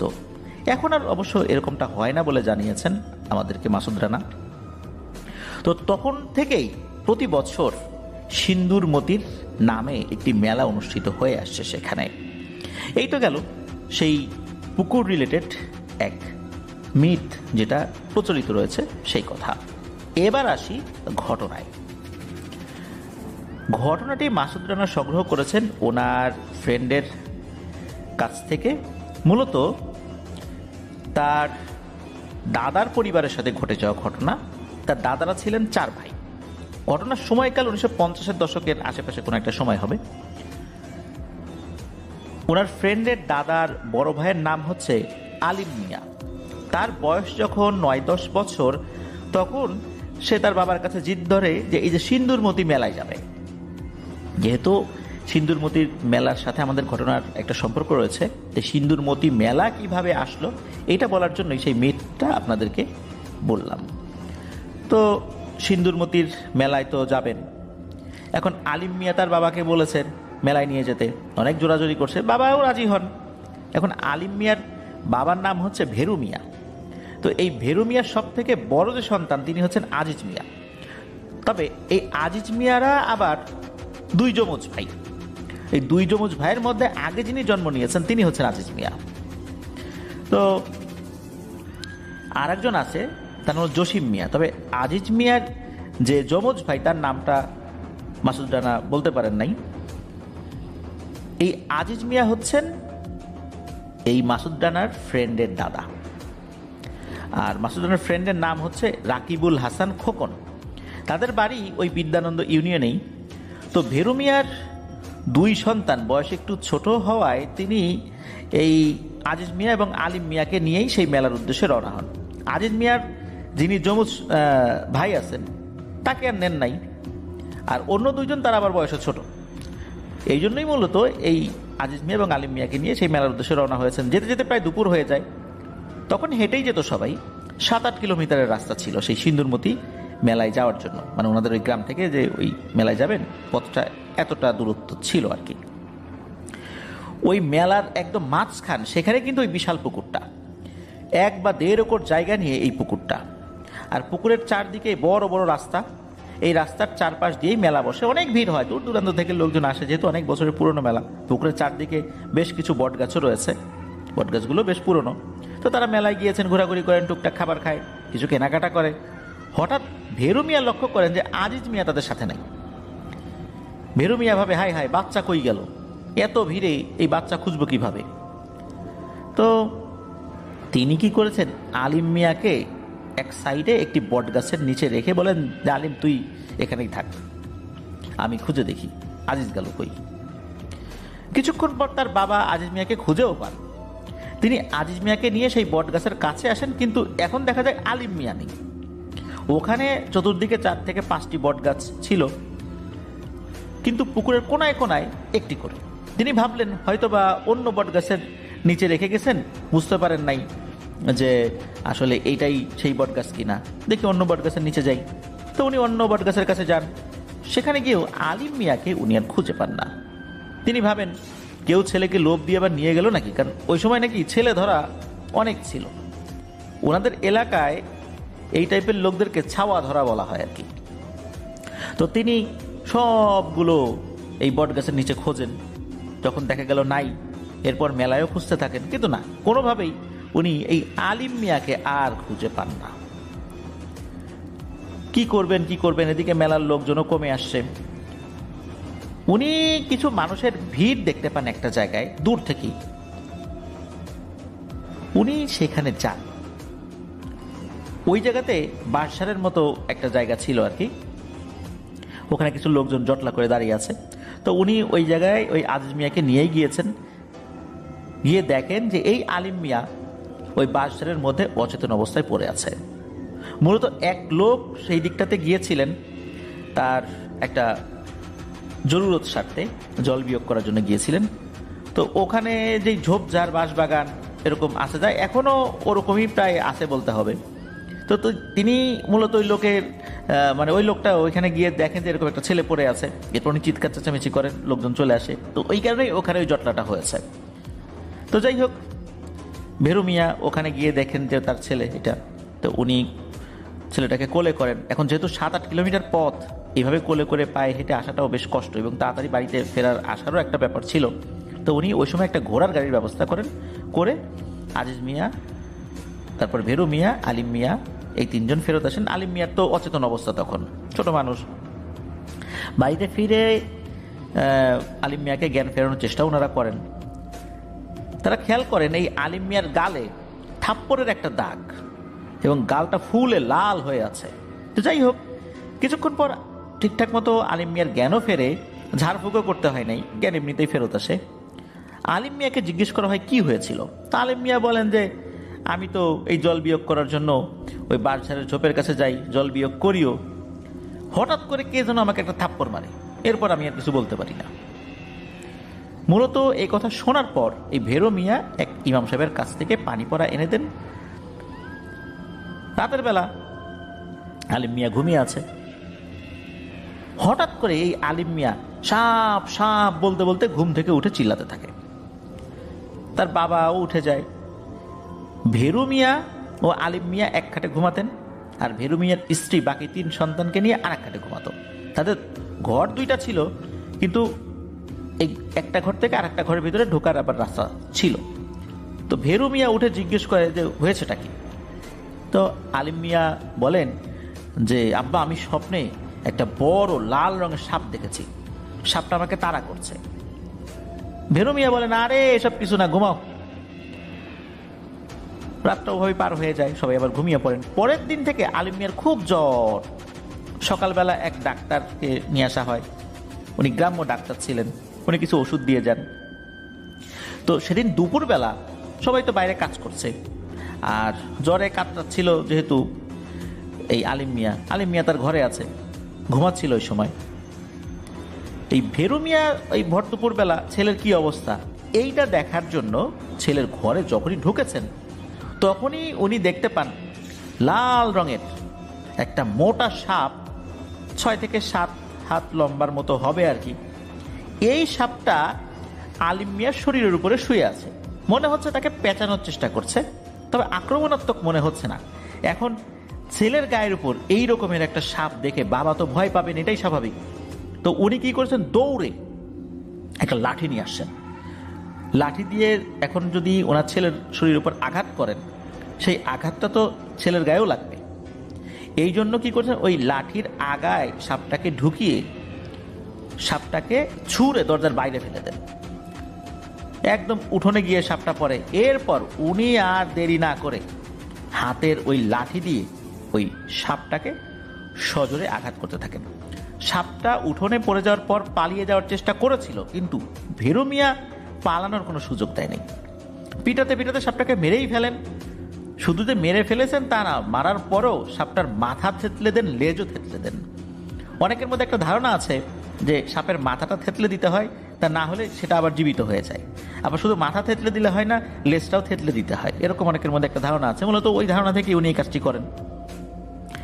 তারপর আশেপাশের বাড়ি থেকে লোকজন আসে, তাদেরকে দেখেন এই দেখো এরকম একটা সাপ ঘরে ঢুকছিল, আলিম মিয়া শরীরের উপরে উঠছিল, এই যে আমি তো এরকম করছি।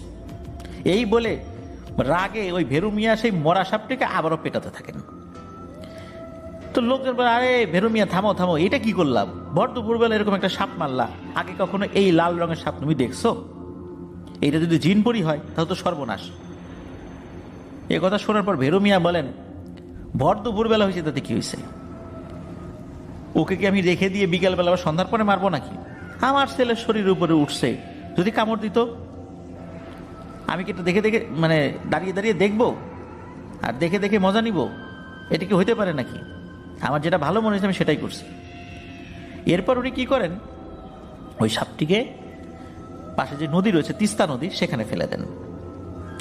ওই রাতে এই ভেরু মিয়া একটা স্বপ্ন দেখেন যে অনেকগুলো সাপ আলিম মিয়াকে পেঁচিয়ে ধরে আছে, আর দুইটা বড় বড় বিশাল দেহী সাপ ভেরু মিয়াকে বলছে, এরে ভেরু মিয়া, কাজটা কি ঠিক করলি? আমার বুকের ধন খালি করে দিলি? তোরও তো বাচ্চা কাচ্চা আছে, আমার বাচ্চা তো তোর বাচ্চার ক্ষতি করতে আসে নাই, শুধু দেখতে আসছিল। তুই এরকম একটা কাজ করতে পারলি? এবার দেখ আমরা কি করি, তোদের কাউকে আমরা ছাড়বো না। এরকম আরো কিছু কথা বলে। এরপর ভেরু মিয়ার ঘুম ভেঙে যায়। উনি ভাবলেন হয়তো আজ এত বড় একটা সাপ মেরেছেন, অনেকে অনেক কথা বলেছে জিনপরি হয় কিনা, এই জন্য হয়তো ভুলভাল দেখেছেন আর কি। তারপর উনি আবারও ঘুমিয়ে পড়েন। এভাবে কেটে যায় 2-3 দিন। একদিন রাত্রে এই ভেরু মিয়া ঘুমিয়ে আছেন, হঠাৎ করে সাপের হিস হিস শব্দে তার ঘুম ভেঙে যায়। তিনি তো ভয় পেয়ে উঠে বসেন, ভাবলেন যে ঘরে সাপ ঢুকলো নাকি। তো উনি বুঝতে পারলেন যে ঘরের বাইরে বেড়ার ওপাশে সাপের হিস হিস আওয়াজ আসছে। উনি উঠে হারিকেনের আলোটা বাড়িয়ে হাতে একটি লাঠি নিয়ে বের হন, কিন্তু আশেপাশে উনি কিছুই দেখতে পান না। এভাবেই ওই রাতটা কেটে যায়।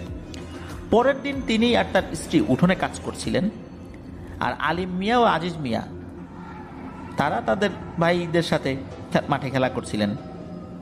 হঠাৎ আজিজ মিয়া দৌড়ে এসে বলতে থাকে, আব্বা তাড়াতাড়ি আসো, ভাইকে সাপে কেটেছে। ভেরু মিয়া দৌড়ে যান ছেলের কাছে, গিয়ে দেখেন এই আলিম মিয়া মাটিতে শুয়ে চিৎকার করে বলছে, ওরে মরে গেলাম রে, মরে গেলাম রে, আমার গা পুড়ে যাচ্ছে। তখন তাকে ধরাধরি করে তাড়াতাড়ি একজন ওঝার কাছে নিয়ে যাওয়া হয়, যিনি সাপে কাটা রোগীর চিকিৎসা করতেন, বিষ নামাতে পারবেন। তো তিনি ওই এলাকার এক নাম করা ওঝা ছিলেন আর কি, তার নাম ছিল আইনাল ফকির। তো তার কাছে নিয়ে গেলে উনি অনেকক্ষণ চেষ্টা করেন বিষ নামানোর জন্য, কিন্তু উনি ব্যর্থ হন। তিনি বলেন, আমার জীবনে এমন রোগী দেখি নাই, আমি তো সাপের বিষ অনায়াসেই নামাতে পারি, সেই বিদ্যা আমার জানা আছে, কিন্তু একে তো কোনোভাবেই আমি ঠিক করতে পারছি না। তখন ওই আইনাল ফকির ওই যে আজিজ মিয়া তাকে জিজ্ঞেস করেন যে, এই এটা আসলে কি সাপে কাটছে, তুই দেখছিস? আলিম মিয়া তো ওই সময় ব্যথায় কান্না করছিল, খুব অস্থির অবস্থা তার। আজিজ মিয়া তো কিছু বলতে পারে না। ওই অবস্থাতেই আলিম মিয়া বলতে থাকে যে খেলতে খেলতে হঠাৎ করে নাকি একটু দূরের ধান ক্ষেতের মাঝে ঢুকে পড়ে, ওই যে চোর পুলিশ খেলা আর কি। তখন হয়েছে কি, হঠাৎ করে কোত্থেকে বড় একটা সাপ এসে কামড় দেয়, একটা লাল রঙের সাপ, এত বড় সাপ সে আগে কখনো দেখে নাই। এ কথা শোনার পর আইনাল ওঝা বলেন যে, ভেরু ভাই, আমার মনে হয় না এটা সাপে কাটা, যা সন্দেহ করছিলাম তাই। সাপে কাটা হলে আমি কিছু একটা ব্যবস্থা করতে পারতাম, এটা আমার কাজ হবে না, কারণ আমার কাজ হচ্ছে সাপে কাটা রুগীকে নিয়ে, আমি তো এরকম ঝাড়ফুঁক করি না। তুমি দ্রুত ভালো একটা হুজুর বা কবিরাজকে দেখিয়ে নাও, তা না হলে কিন্তু অবস্থা খারাপ হয়ে যাবে, সময় নষ্ট করো না। তো ওই দিন রাত্রে একজন কবিরাজকে নিয়ে আসা হলে তিনি বাড়িতে ঢোকার আগেই থেমে যান এবং বলেন যে, ভেরু ভাই আমাকে মাফ করবেন, এই কাজ আমার দ্বারা হবে না। এই বলে উনি একটু দেরি না করে ওখান থেকে চলে যান। এদিকে বিষের যন্ত্রণায় আলিম মিয়ার তো অবস্থা খারাপ। যন্ত্রণায় কাতরাতে কাতরাতে ওই রাত্রেই আলিম মিয়া মারা যান। পরিবারে নেমে আসে শোকের ছায়া। আশেপাশের বিভিন্ন লোকজন বলতে থাকে, দেখছো ভেরু মিয়া কি হইল, সেদিন ওই সাপটা মারলা, আজ তোমার ছেলে মরল। বলছিলাম না যে এইভাবে ভর দুপুরে তোমার সাপটা মারা উচিত হয় নাই, আর ওই সাপটাও স্বাভাবিক সাপ ছিল না, এটা তো দেখেই বোঝা যায়। তুমি তো কথা শুনলাই না, উল্টা মৃত সাপটাকেও আরো কতবার আঘাত করলা, কাজটা তো ভালো হয় নাই। ভেরু মিয়া বুঝতে পারেন যে আসলেই কোনো একটা বিপদ উনি ডেকে এনেছেন। উনি কোনো কথা না বলে ওই সময় চুপ করে থাকেন, সকলের কথা শোনেন, কি করবেন, আসলে বলার তো কিছু নাই ওই সময় ওনার। এবার তিনি পরের দিন রাত্রে আর একটা স্বপ্ন দেখেন। উনি স্বপ্নে দেখেন আজিজ মিয়াকে অনেকগুলো সাপ জড়িয়ে রেখেছে, আর দুইটা বড় লাল সাপ বলছে, ভেরু মিয়া রে, এখনো আরো অনেক লাশ দেখা বাকি আছে তোর, তারপর তুই নিজেও লাশ হবি। এই ভয়ঙ্কর স্বপ্নটা দেখার পর আবারও তার ঘুম ভেঙে যায়। এবার তিনি আবারও শুনতে পান ঘরের বাইরে সাপের হিস হিস শব্দ। তিনি ভয়ে বিছানা থেকে নামারই সাহস পান না। এই সাপের হিস হিস শব্দের মধ্যেই তিনি কিছু কথা শুনতে পান। মনে হচ্ছে ওই হিস হিস শব্দের মাঝেই কেউ বলছে, মরবি মরবি, সবাই মরবি। এরপর আর কোনো শব্দ শুনতে পান না। এইভাবেই সেই রাতটা শেষ হয়ে যায়। পরের দিনের কথা, তার স্ত্রী সন্ধ্যাবেলায় রান্নাঘরে রান্না করছিলেন। সাধারণত গ্রামে দেখা যায় কি সন্ধ্যার আগেই রাতের রান্নাগুলো শেষ হয়ে যায়। তো ভাত যখন রান্না করেছেন, ভাত রান্না করার পর ভাতের যে মার বা ফ্যান বলি, এটা তো ফেলে দিতে হয়। তো একটা বিশেষ পদ্ধতিতে ভাতের মার বা ফ্যান আগে ঢালতে হয়, এরপরে সেই মার বা ফ্যানটা বাইরে ফেলে দিতে হয়। উনি তো ভাত রান্না করেছেন, একটা পাত্রে সেই ফ্যানগুলো ঢেলেছেন।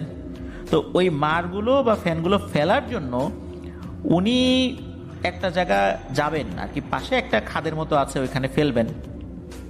এমন সময় উনি দেখতে পান একটা মহিলা অবয়বের মতো, শাড়ি পরা, হাত পা সবকিছুই মানুষের মতো, কিন্তু ঠিক গলা থেকে মাথা পর্যন্ত সাপ ফোনা ধরলে যেরকম চ্যাপ্টা হয়ে থাকে না, ওই রকম মাথা। এটা দেখে উনি ভয়ে হিতাহিত জ্ঞান শূন্য হয়ে যান। কি করতে হবে উনি বুঝতে পারেন না। উনি ভয়ে কি করছে, তার হাতে যেই গরম ভাতের মাঠ ছিল সেটা ছুঁড়ে মারছে ওই অবয়বটার দিকে, আর জোরে চিৎকার দিচ্ছেন, এ রে, কে কোথায় আসরে, তাড়াতাড়ি আসরে, কি একটা জিনিস এখানে দাঁড়ায় আছে। এই ভাতের গরম মার গিয়ে পড়েছে ওই অবয়বটার একদম মুখের উপরে। এরপরই ওই অবয়বটা একটা চিৎকার দিয়ে উধাও হয়ে যায়। তো ভেরু মিয়ার স্ত্রীর চিৎকারে আশেপাশের লোকজন ছুটে আসে। এই ভেরু মিয়ার অন্য ভাইদের বাড়িও ছিল তো পাশাপাশি, তারাও ছুটে আসে, এসে জিজ্ঞেস করে কি হয়েছে। তখন ভেরু মিয়ার স্ত্রী সবকিছু খুলে বলেন। সেদিন রাত্রে ভেরু মিয়া একটা হাট করে, ওই হাটের নাম হলো ডাংরার হাট, ওই ডাংরার হাট করে বাসায় ফিরছিলেন। তো আগের রাস্তা ছিল নদীর পাড় দিয়ে। তিনি যখন নদীর পাড়ে এসে পড়েছেন, তিনি লক্ষ্য করেন তার সামনে একজন লোক হেঁটে যাচ্ছে। তিনি অন্ধকারের মধ্যেই সালাম দিলেন আর জিজ্ঞেস করেন, কে ভাই ওখানে? তখন ওই লোকটি কোনো উত্তর দিল না, সালামের জবাবও দিল না। লোকটি হাঁটছে কিন্তু আগে আগে, ভেরু মিয়া পিছনে পিছনে। হঠাৎ করে কোথা থেকে যেন সাপের হিস হিস শব্দ ভেসে আসতে থাকে। ভেরু মিয়ার কাছে ওই সময় লাইট ছিল না, চাঁদের আলোতেই উনি পথ চলছিলেন। তবে চাঁদের আলো বেশ ভালো থাকায় ভেরু মিয়া ওই লোকটিকে স্পষ্টই দেখতে পাচ্ছিলেন। ভেরু মিয়া লক্ষ্য করেন লোকটির আকার মনে হচ্ছে ধীরে ধীরে বাড়ছে। এভাবে দেখতে দেখতে লোকটির আকার রাস্তার পাশে থাকা একটা মাঝারি সাইজের নারকেল গাছের সমান হয়ে গেছে। ভেরু মিয়া ভয়ে নিজের অজান্তেই চিৎকার দিয়ে ফেলেন। তখনই ওই লোকটি পেছন ফিরে তাকায়। ভেরু মিয়া দেখতে পেলেন লোকটির সারা শরীর মানুষের মতো, হাত পা সবকিছু মানুষের মতো, দেহ মানুষের মতো, কিন্তু গলা থেকে মাথা পর্যন্ত সাপ ফনা তুললে যেরকম হয় না, ওই রকম। ওই সময় ওই অবয়বটি হাসতে থাকে আর বলে, তুই আমার বুকের ধন কেড়ে নিয়েছিস, এবার যাবি কই রে ভেরু মিয়া? যখনই এটা বলেছে তখন ভেরু মিয়া কি করেছেন, ঘুরে উল্টো দিকে দৌড় দিয়েছেন আর চিৎকার দিয়ে আল্লাহর নাম নিচ্ছেন। ভেরু মিয়া কিন্তু বুঝতে পারছেন ওই অবয়বটা তার পেছন পেছন আসছিল, সেটাও দৌড়ে দৌড়ে আসছে। সে যে দৌড়ে দৌড়ে আসছে, ধূপধাপ শব্দ হচ্ছে মাটির উপরে, সেটা কিন্তু স্পষ্ট ভেরু মিয়ার কানে আসছিল। ভেরু মিয়া এটা দেখে তো আরো ভয় পেয়েছেন। তিনি তো প্রাণপণে দৌড়াতে থাকেন। নদীর পার, আশেপাশের লোকজনও কম, তার চিৎকার শোনার মতো আসলে কেউ নাই। দৌড়াতে দৌড়াতে হাতে থাকা বাজারের ব্যাগের সাথেই উনি হোঁচট খেয়ে পড়ে যান। আর অনেক স্পিডে দৌড়ানোর জন্য পড়ে গিয়ে তার পায়েও কিন্তু অনেক আঘাত পেয়েছিলেন উনি। তিনি যে উঠে আবার দৌড়াবেন তার শক্তি ছিল না। এবার ওই পিশাচটাও তার কাছে চলে এসেছে, ঠিক ওই একই অবয়বে। আবারও ভয়ঙ্কর একটা অট্টহাসি দিয়ে ওই অবয়বটা বলে যে, দেখলি দৌড়ে একে পার পালি, এখন তো ধরা পড়ে গেলি। এবার ভেরু মিয়া দেখেন সেই আগের মতো ওই যে মানুষের অবয়ব আর মাথার দিকটা সাপের মতো, বিষয়টা এরকম না। মনে হচ্ছে এটা ভয়ঙ্কর এক দানব আকৃতির কিছু একটা, সারা শরীরে লোম, চোখ দুটা আগুনের মতো, পায়ের নখগুলো অনেক বড় বড়। এবার ওই দানবটি আকারে আস্তে আস্তে ছোট হতে থাকে, একটা মানুষের আকৃতি ধারণ করবে এরকমটা মনে হচ্ছিল আর কি। ওই অবস্থাতেও ভেরু মিয়া হামাগুড়ি দিয়ে পালিয়ে যাওয়ার চেষ্টা করতে থাকে। এরপর দানব খোপ করে তার এক পা চেপে ধরে, আবারও ভয়ঙ্করভাবে হাসতে থাকে। ভেরু মিয়া আসলে হামাগুড়ি দিয়ে পালানোর চেষ্টা করলেও সফল হয় না। ওই অবয়বটি ভেরু মিয়ার পা ধরে টানতে টানতে নিয়ে যেতে থাকে নদীর পাড়ের দিকে।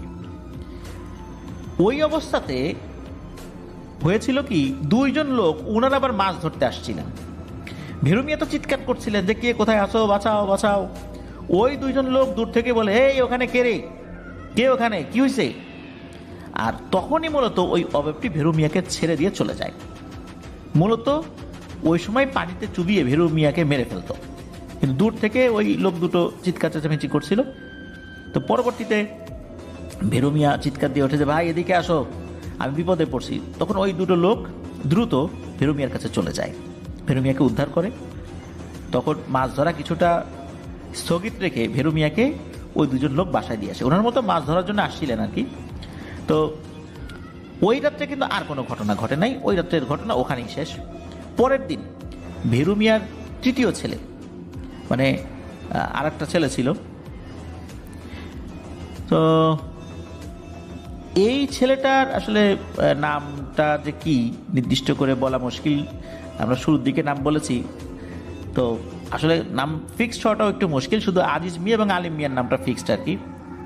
তো যাই হোক, এই ছেলেটা কি করেছে যে পুকুর পাড়ে কিছু গাছ থাকে না, হেলানো থাকে পুকুর পাড়ে গাছ, আমরা দেখেছি যে বড়ই গাছ, তারপরে নারকেল গাছ, আম গাছ, জাম গাছ। দেখা যাচ্ছে কি যে আরবি যে একটা বর্ণ র, র, ঝা, দাল, লাল, তো এরকম আরবি র বর্ণের মতো কিন্তু অনেক গাছ থাকে, কিছুটা বেঁকে আবার উপরে উঠে যায়। পুকুর পাড়ে এই ধরনের গাছ অনেক দেখা যায়।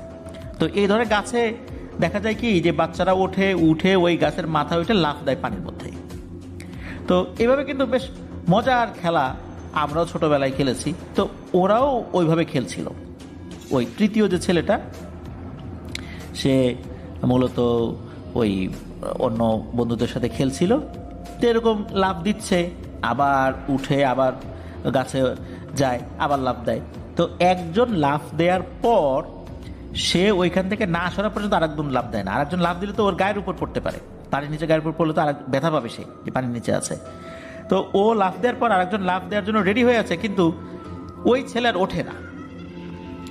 চিন্তা করছে যে কি ব্যাপার, কি হলো, ওঠে না কেন, সরে না কেন ওখান থেকে, নাকি মজা করছে। তো 1 মিনিট 2 মিনিট এরকম করতে করতে অনেকক্ষণ হয়ে যায়, কিন্তু পানি থেকে সে আর ওঠে না। 15 মিনিট পার হয়ে গেছে, 30 মিনিট পার হয়ে গেছে, কিন্তু সে আর ওঠেই না।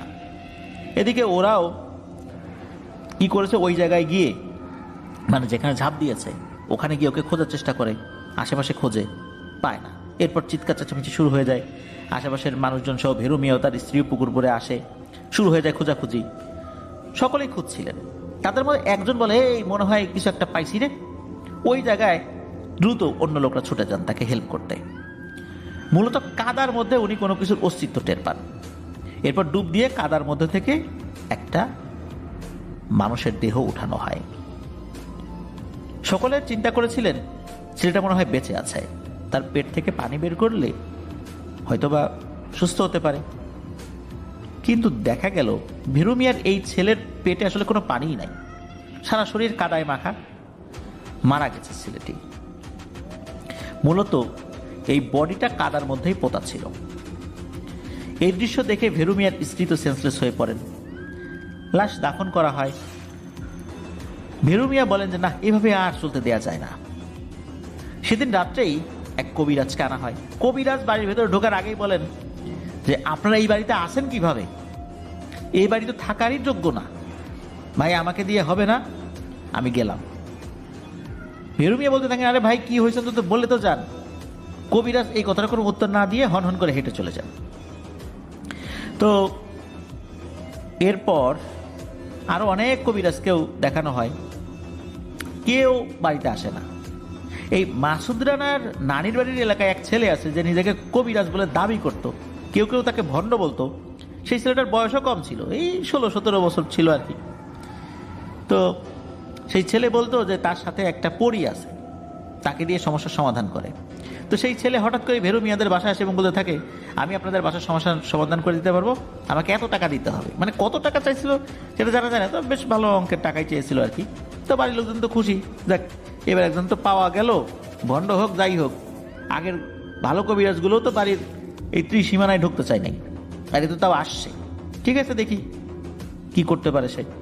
তো ওই ছেলেটা একটা নামাজের পার্টি নিয়ে মেইন ঘরে প্রবেশ করে, ভেরু মিয়াদের যে মেইন ঘরটা, ভেতরে আর কেউ ছিল না। তো ছেলেটি কি করে, বিভিন্ন ধরনের মন্ত্র, এটা কি হিন্দি ভাষায় না আরবি ভাষায় এটা বুঝতেও পারে নাই, এটা যে কোরআনের আয়াত না এটা বুঝতে পেরেছিলেন, এতটুকু বুঝ তাদের ছিল। মানে সে তার মতো করে বিভিন্ন জিনিস আওড়াচ্ছে, জোরে জোরে পড়ছে।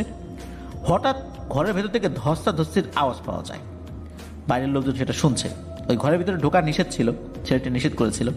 এইভাবে 10 মিনিট চলার পর ছেলেটি চিল্লাতে থাকে, এ রে আমারে বাঁচাও, রে আমারে বাঁচাও, তাড়াতাড়ি আসো। তখন বাড়ির লোকজন ভেতরে ঢোকে, দরজাটা ভেতর থেকে লাগিয়ে রেখেছিল ওই ছেলেটা। তো দরজা ভেঙে ভিতরে ঢোকে, দেখা যায় যে ছেলেটা ছটফট করছে, জ্ঞান নাই বলে মনে হচ্ছে। তো তাকে জ্ঞান ফেরানোর চেষ্টা করা হয়, একটু সুস্থ করার চেষ্টা করা হয়। যখন কিছুটা সুস্থ হয়েছে, মানে জ্ঞান ফেরত এসেছে, কথা বলতে পারছে, তখন দেখা যায় ছেলেটা হাঁটতে পারছে না, আর কথাটাও জড়িয়ে যাচ্ছে। তো ওই ছেলেটার যে বাসা, সেই বাসায় তাকে রেখে আসা হয়। ওই সময় জানা যায় নাই যে ঘরের ভিতরে আসলে হয়েছিলটা কি। 2-3 দিন টুকটাক সমস্যা হয়েছিল বাড়ির আশেপাশে, মানে ভেনু মিয়াদের বাড়ির আশেপাশে সমস্যা হয়েছে, যেটা অন্যান্য সময় হয়েছিল। তবে বড় ধরনের কোনো সমস্যা হয়নি। তবে 2-3 রাত পর ঘটে আর একটা ঘটনা। এই ভেরু মিয়ার স্ত্রী রাতের বেলা গিয়েছেন ওয়াশরুমে। তো ওয়াশরুমটা ছিল বাসা থেকে উত্তর পাশে বাঁশঝাড়ে ঘেরা একটা জায়গায়, ওটা একটা ঝোপ জঙ্গলের মতো জায়গা। তো এখনো নাকি ওই যে ঝোপ জঙ্গলের মতো জায়গাটা এখনো ওরকমই আছে। তো যাই হোক, তো তিনি ওয়াশরুমে যাওয়ার পর ফ্রেশ হন। ফ্রেশ হওয়ার পর যখন ওয়াশরুম থেকে বের হয়েছেন, উনি হাতে একটা কুপি নিয়ে গিয়েছিলেন, মানে কুপি বাতি, ল্যাম্প বলি আমরা যেটা, বা ল্যাম্পও বলি অনেক এলাকায়। হঠাৎ করে কি হয়, তার এই কুপিটা নিভে যায়। আমাদের সামনে যদি কোনো আলো থাকে, হঠাৎ করেই যদি সেই আলোটা নিভে যায়, তখন কিন্তু সামনে আমাদের অনেকটাই অন্ধকারাচ্ছন্ন হয়ে যায়। যদিও বা চাঁদের আলো থাকে, তারপরেও কিন্তু অল্প কয়েক সেকেন্ডের জন্য আমরা কোনো কিছু দেখতে পাই না।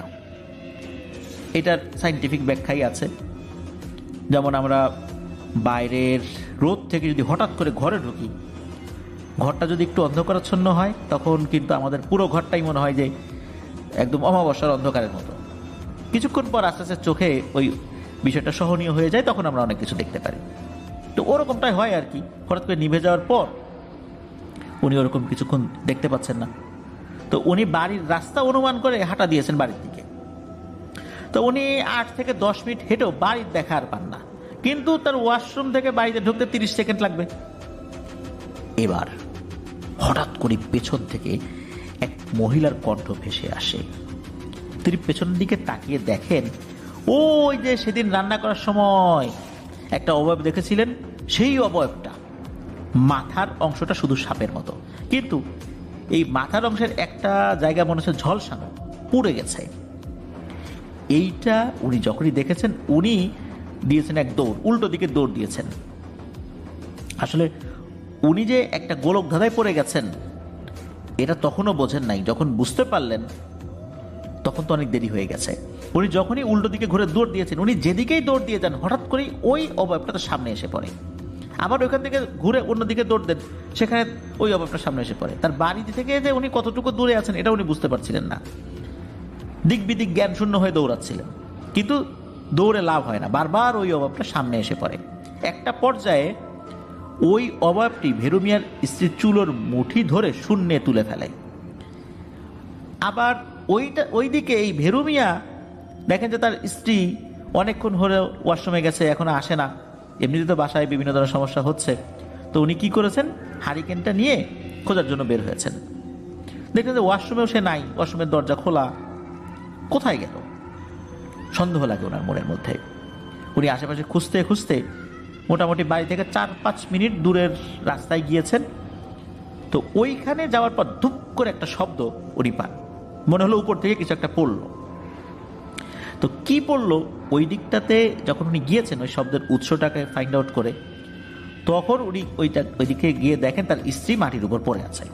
তো ভেরু মিয়া তো ধরাধরি করে তাকে বাসায় নিয়ে আসেন। ভেরু মিয়ার স্ত্রী যে সেন্সলেস হয়ে গিয়েছিল বিষয়টা এরকম না, তার জ্ঞান ছিল। বাসায় আসার পর তার স্ত্রী সব কথা খুলে বলেন। এর পরের দিন কিন্তু আর একজন হুজুরকে নিয়ে আসা হয়। সেই হুজুর বেশ নাম করা, উনি বাসার চারদিকে ঘুরে দেখলেন, কিন্তু ওই বাসার দিকে গেলেন না। কেন ওখান থেকে ফেরত আসলেন? হুজুর বললেন যে আমি আপনাদের বাসায় 3 দিন থাকতে চাই, আপনারা অনুমতি দিলে। হুজুরের থাকার ব্যবস্থা করা হলো।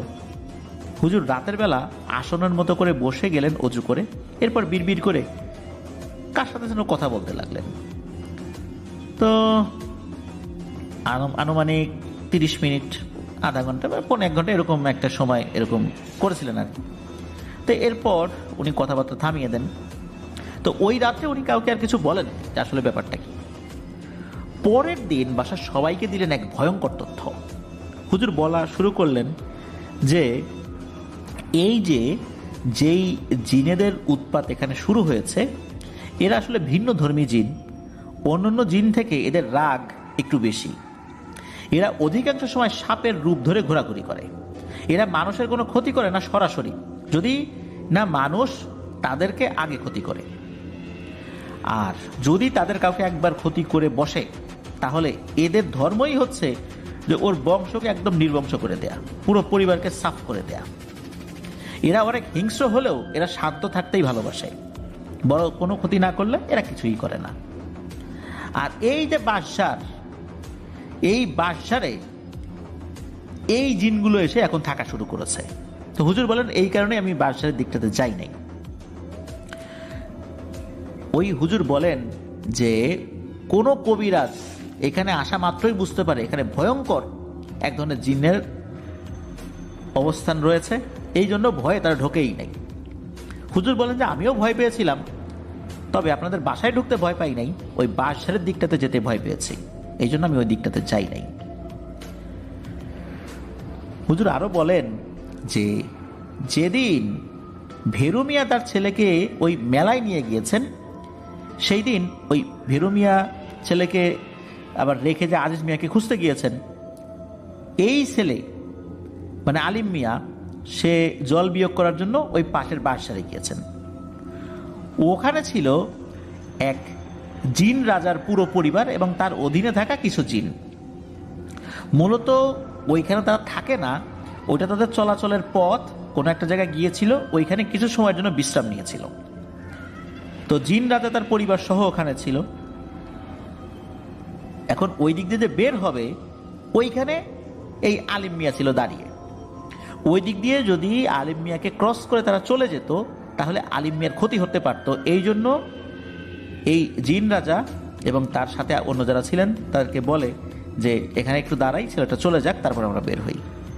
আমরা বের হয়ে ছেলেটার ক্ষতি হতে পারে, অযথা ওর ক্ষতি করে লাভটা কি। কিন্তু দেখা যাচ্ছে যে ওই ছেলেটা ওখান থেকে সরে না, মানে আলিম মিয়া ওখান থেকে সরছে না। আলিম মিয়া হয়তো ওখানে দাঁড়িয়ে কিছু একটা ভাবছিল। তো এরই মধ্যে কি হয়েছে, আলিম মিয়া ওখানে জল বিয়োগ করেছে। আর জল বিয়োগ করতে যখন সে শুরু করেছে, তখন এই নাপাক জিনিস হঠাৎ করে এসে এই জিনের রাজার শরীরে লেগেছে। তখনই রাজা কি করেছে, একটা থাপ্পড় মেরেছে। উদ্দেশ্য ছিল আলিম মিয়া যেন ওখান থেকে চলে যায়। থাপ্পড় মেরে যে ওকে মেরে ফেলবে বিষয়টা এরকম না, ছোট মানুষ ভুল করে ফেলছে। এখন আলিম মিয়া হয়েছে কি, থাপ্পড় খাওয়ার পরেই ওইখানে অজ্ঞান হয়ে গেছে।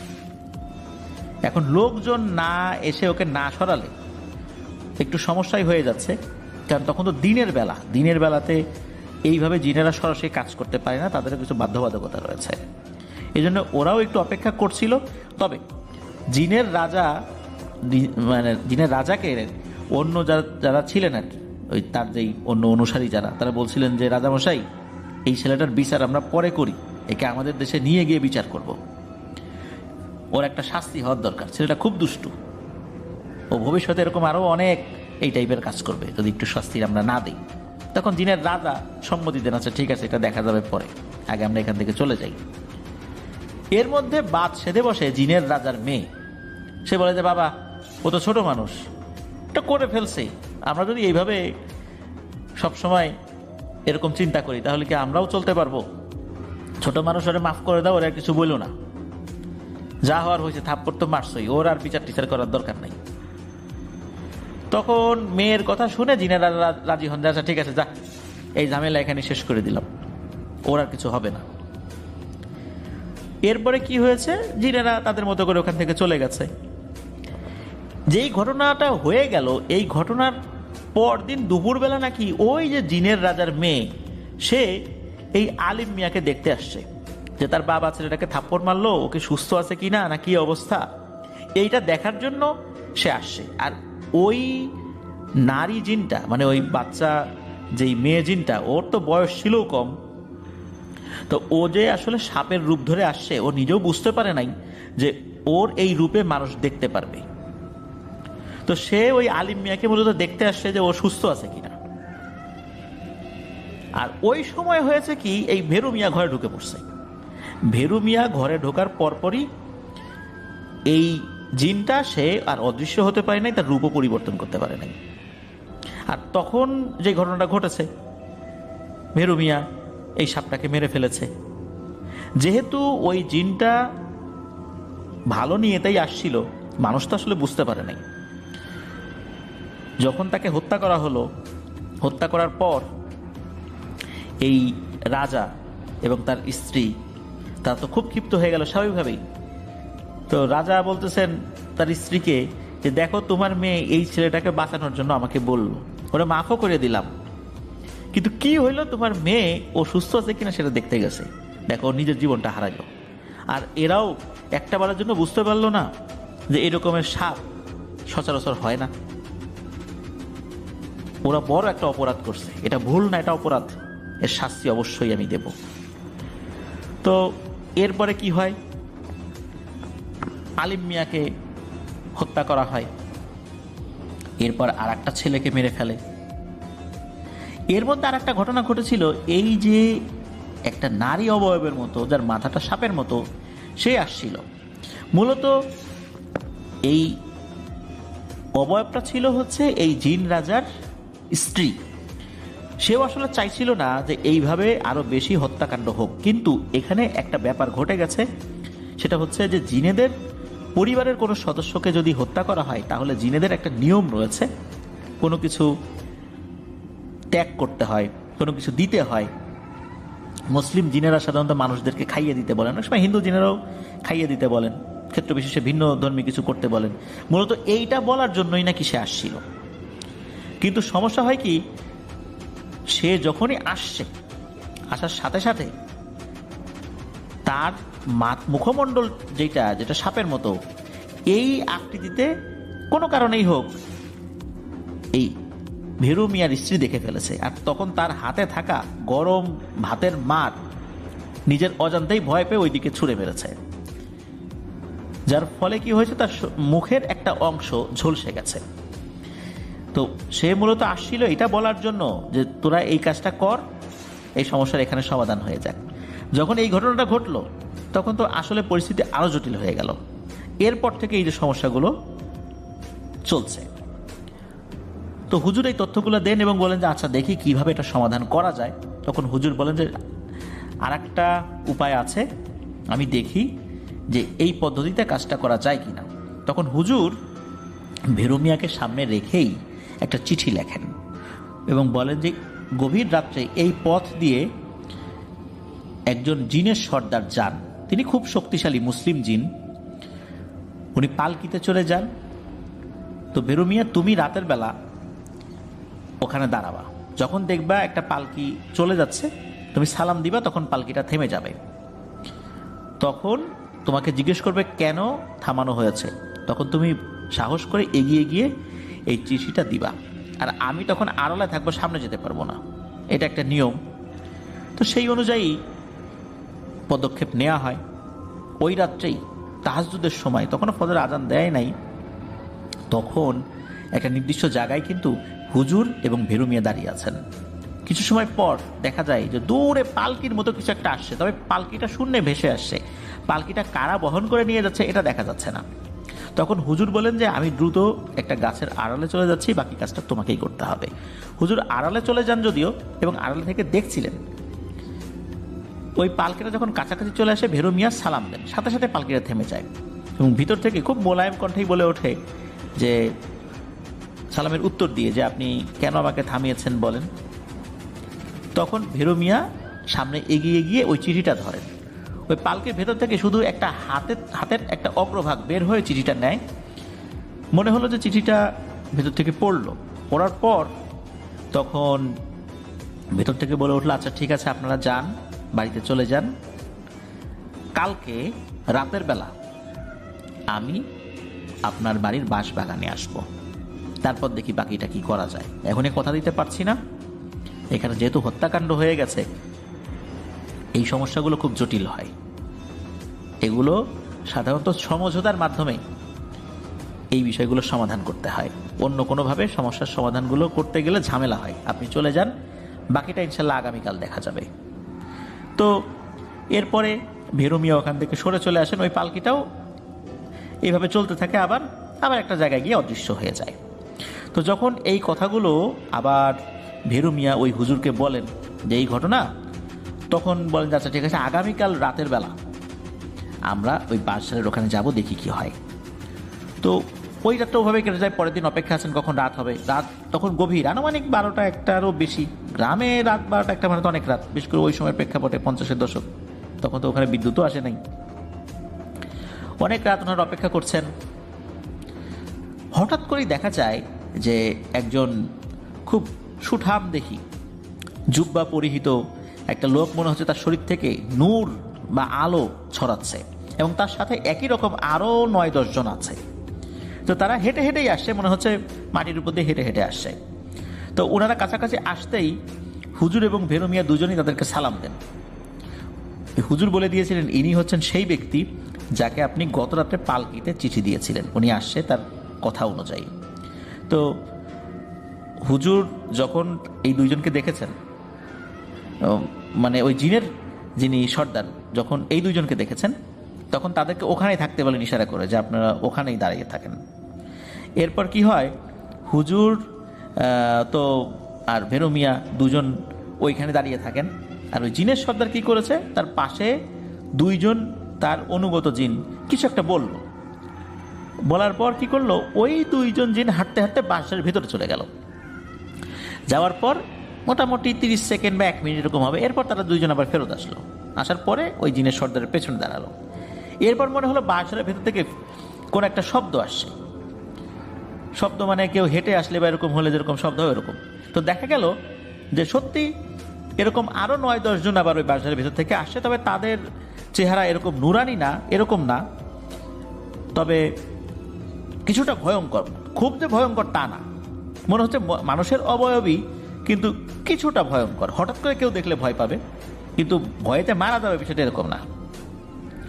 তো তারা যখন আসে একে অপরের সাথে কুশল বিনিময় করে, জিনের সর্দার কুশল বিনিময় করে। হুজুর আবার ভেরু মিয়াকে বলেন এই যে দেখেন, এইটাই হচ্ছে সেই জিনটা যার মেয়েকে আপনি মেরে ফেলছেন, এই হচ্ছে তার গোত্রের সর্দার বা তার গোত্রের রাজা। তো একে অন্যের সাথে কুশল বিনিময় করছে, কি কথা হচ্ছে এটা কিন্তু ওই হুজুর এবং ভেরু মিয়া শুনতে পাচ্ছেন। তো ওই মুসলিম জিনের সর্দার তিনি ওই হিন্দু জিনের ওই সর্দারকে বলছেন বা রাজাকে বলছেন যে আসলে একটা ঘটনা তো ঘটে গেছে, যেহেতু তার পরিবারের 2 জন সদস্যকে তারা ইতিমধ্যে হারিয়ে ফেলেছে, তা আপনি এই বিষয়টা সমঝোতায় চলে আসুন। এদিকে বলে যে না, ওই ইচ্ছা করে কাজটা করছে, ও ভুল করে করলে আমি মাফ করে দিতাম বা সমঝোতায় আসতে পারতাম। আমার ওয়াইফ গেছিল সেখানে, মানে আমার স্ত্রী সেখানে গেছিল, তার মুখে এরকম ছুঁড়ে মারছে, মানে সব কথা কিন্তু ওই হিন্দু জিনের রাজাটা বলতে থাকে, বলে যে ওকে মাফ করা যাবে না। তো একটা পর্যায়ে এই 2 জনের মধ্যে কথা বলতে বলতে একটা উত্তপ্ত পরিবেশ সৃষ্টি হয়, মনে হচ্ছে এখনই তাদের মধ্যে যুদ্ধ লেগে যাবে। ওই সময়ে ওই মুসলিম জিনের যিনি সর্দার, তো উনি বললেন যে দেখেন, আমাদের সাথে তো সাম্রাজ্য বিস্তার নিয়ে কোনো বিরোধ নাই, আপনার সাথে তো আমার ব্যক্তিগতভাবে কোনো বিরোধ নাই, আসছে একটা সমঝোতা করার জন্য, আপনি সমঝোতা করে ফেলুন, এটাই ভালো হবে, এটা আমাদের সবার জন্যই ভালো হবে। যেহেতু একটা হয়েই গেছে, ভুল বুঝাবুঝি হয়ে গেছে, একটা প্রাণহানি হয়ে গেছে, এটা তো চলতে পারে না। তো একটা পর্যায়ে ওই হিন্দু জিনের রাজা রাজি হয়ে যায়। তখন উনি আবার বলেন যে দেখেন, আমরা কোনো ওয়াদা করলে সেটা কেমন হয় আপনি তো জানেন, আপনি নিজেও তো জিন, আমরা আমাদের ওয়াদাগুলো কিভাবে রক্ষা করি। আমি ওয়াদা করছি যে আমার সন্তান হত্যার বদলা আমি এদের বংশের সবাইকে মেরে ফেলে নিব। এখন যেহেতু আমি এই ওয়াদা করছি আর আপনিও আমাকে অনুরোধ করছেন, আমি আপনার কথাও মেনে নিলাম। আর যেহেতু ওয়াদা করছি, আমি ওদের কাছ থেকে কোনো ধরনের কোনো বিষয় নিতে চাই না, কোনো বলি নিতে চাই না, কোনো ভোগ নিতে চাই না, কারণ সন্তান হত্যার বিনিময়ে আমি এগুলো নিতে চাই না। যেহেতু ওয়াদা করছি, এর অন্য 2 সন্তান যারা জীবিত আছে এদের শারীরিক কিছু সমস্যা দেখা দেবে, এছাড়া আর কোনো সমস্যা হবে না, এতটুকুই বলে চলে যাচ্ছি। তখন এই বিষয়টা ওই যে মুসলিম যেই জিন যিনি আসছিলেন উনি বলেন আচ্ছা ঠিক আছে, তবে এটা এই পর্যন্তই রাখেন, বংশ পরম্পরায় যেন এই সমস্যাটা না চলে। তখন ওই জিনের যিনি সর্দার, বিশেষ করে হিন্দু জিনের যিনি সর্দার, উনি বলেন আচ্ছা ঠিক আছে তাই হবে। তো এরপর আবার ওই হিন্দু জিনের ওই দলটা তারা বাদশাহের মধ্যে চলে যায়, আর তারাও ওই জায়গা ছেড়ে চলে যাবে এটাও কথা দেয়। তারপর কি হয়, এই যে জিনেরা আসছিল, এই যে হুজুর এবং ভীরু মিয়ার সাথে সালাম বিনিময় করে তারাও বিদায় নেন। তো এরপরে কিছুদিন স্বাভাবিক যায়। তারপর হয় কি, এই ভীরু মিয়ার একদম ছোট ছেলে, সেই ছেলেটা কানে কম শুনতে শুরু করে, এক কানে তো শোনেই না, আর এক কানে কিছুটা শোনে। আর এই যে আজিজ মিয়া, তার একটা পা পঙ্গু হয়ে যায়, এবং সারা জীবন পঙ্গুই ছিল, কিন্তু এরকমই ছিল। এই যে আজিজ মিয়া, তার নাতি হচ্ছে এই মাসুদ রানার বন্ধু, যার কাছ থেকে ঘটনাটা শোনা হয়েছে। তো ওই সমস্যা ওই পর্যন্তই, কিন্তু এরপরে আর কোনো ধরনের কোনো সমস্যা হয়নি আল্লাহর রহমতে। তো এভাবেই এই বিষয়টা সমাধান হয়েছিল। প্রিয় লিসেনার্স, এই ঘটনায় একটি বিষয় আমি উল্লেখ করতে চাই, সেটি হচ্ছে যে জিনেরা স্বভাবগতভাবেই তারা সাপের রূপে থাকতে পছন্দ করে। যেমন নারীরা স্বভাবগতভাবেই তারা সেজেগুজে থাকতে পছন্দ করে, ঠিক তেমনি জিনেরা স্বভাবগতভাবে সাপের আকৃতি থাকতে পছন্দ করে। এই আকৃতিতে থাকলে তাদের বেশ কিছু সুবিধাও নাকি থাকে, এরকম শুনেছি। তো এই জন্যই মূলত তারা অধিকাংশ সময় সাপের আকৃতিতে থাকে। তো এই সাপের আকৃতি থাকা জিনেরা মুসলিম জিনও হতে পারে, হিন্দু জিনও হতে পারে, অন্য ধর্মাবলম্বী জিনও হতে পারে। জিনদের মধ্যেও কিন্তু বিভিন্ন ধর্মের জিন রয়েছে। তো হয় কি, অনেক সময় আমরা দেখেছি যে এই ধরনের কোনো জিন সাপকে যদি কেউ মেরে ফেলে, তাহলে এই জিনেরা মারাত্মক প্রতিশোধ নেয়। ছোটবেলায় শুনতাম কোনো একটা সাপকে মারলে সেই সাপ প্রতিশোধ নেওয়ার জন্য পুরো বংশকে শেষ করে দেয়, ভিটেমাটি একদম নিশ্চিহ্ন করে দেয়। মূলত সব সাপ না, শুধু ভুলক্রমে কোনো জিন সাপকে মেরে ফেললে, যারা সাপের আকৃতিতে রয়েছে যে জিনগুলো, তাদেরকে মেরে ফেললে ওরা এই ধরনের প্রতিশোধ নিতেই পারে। যেহেতু এদের মধ্যে বিভিন্ন ধর্মাবলম্বী রয়েছে, সাধারণত হিন্দু যে জিনেরা যারা সাপের আকৃতি থাকতে পছন্দ করে, হিন্দু পুরাণে বিভিন্ন ঘটনা আছে, সেখানে এই ধরনের সাপগুলোকে মনসা বলা হয়। এটার অনেক ডিটেলস রয়েছে, সেটাই যাব না। এটার হিন্দু পুরাণে এই বিষয়ে আরও বিস্তারিত উল্লেখ রয়েছে। তারপর আমাদের প্রাচীন যে মঙ্গল কাব্য ছিল, সেই জায়গাগুলোতেও কিন্তু এই ধরনের মনসা সংক্রান্ত বিভিন্ন ঘটনাগুলো রয়েছে। তো এই জন্যই আমরা দেখা যাচ্ছে যে সাপ রিলেটেড কোনো বিষয় সামনে আসলেই আমরা মনসা শব্দটা ব্যবহার করি। এই শব্দটা সব জায়গার জন্য পারফেক্ট না, এই জন্য সব কিছুতেই, বিশেষ করে সাপ রিলেটেড এই ধরনের ঘটনাগুলোতে মনসা শব্দটা আসলে সব জায়গায় ব্যবহার করা উচিত নয়। এটা আমি বলবো, এই কাজটা কিন্তু আমরা অনেকেই করে থাকি। আমরাও মাঝে মাঝে শব্দটা যে ব্যবহার করি না তা কিন্তু না, কিন্তু সব জায়গায় এটা ব্যবহার করা উচিত না, আমি এটা বলছি। প্রিয় লিসেনার্স, এটি ছিল ঘটনা। ধন্যবাদ মাসুদ রানাকে, ধন্যবাদ জানাচ্ছি যারা ধৈর্য ধরে ঘটনাটি শুনলেন।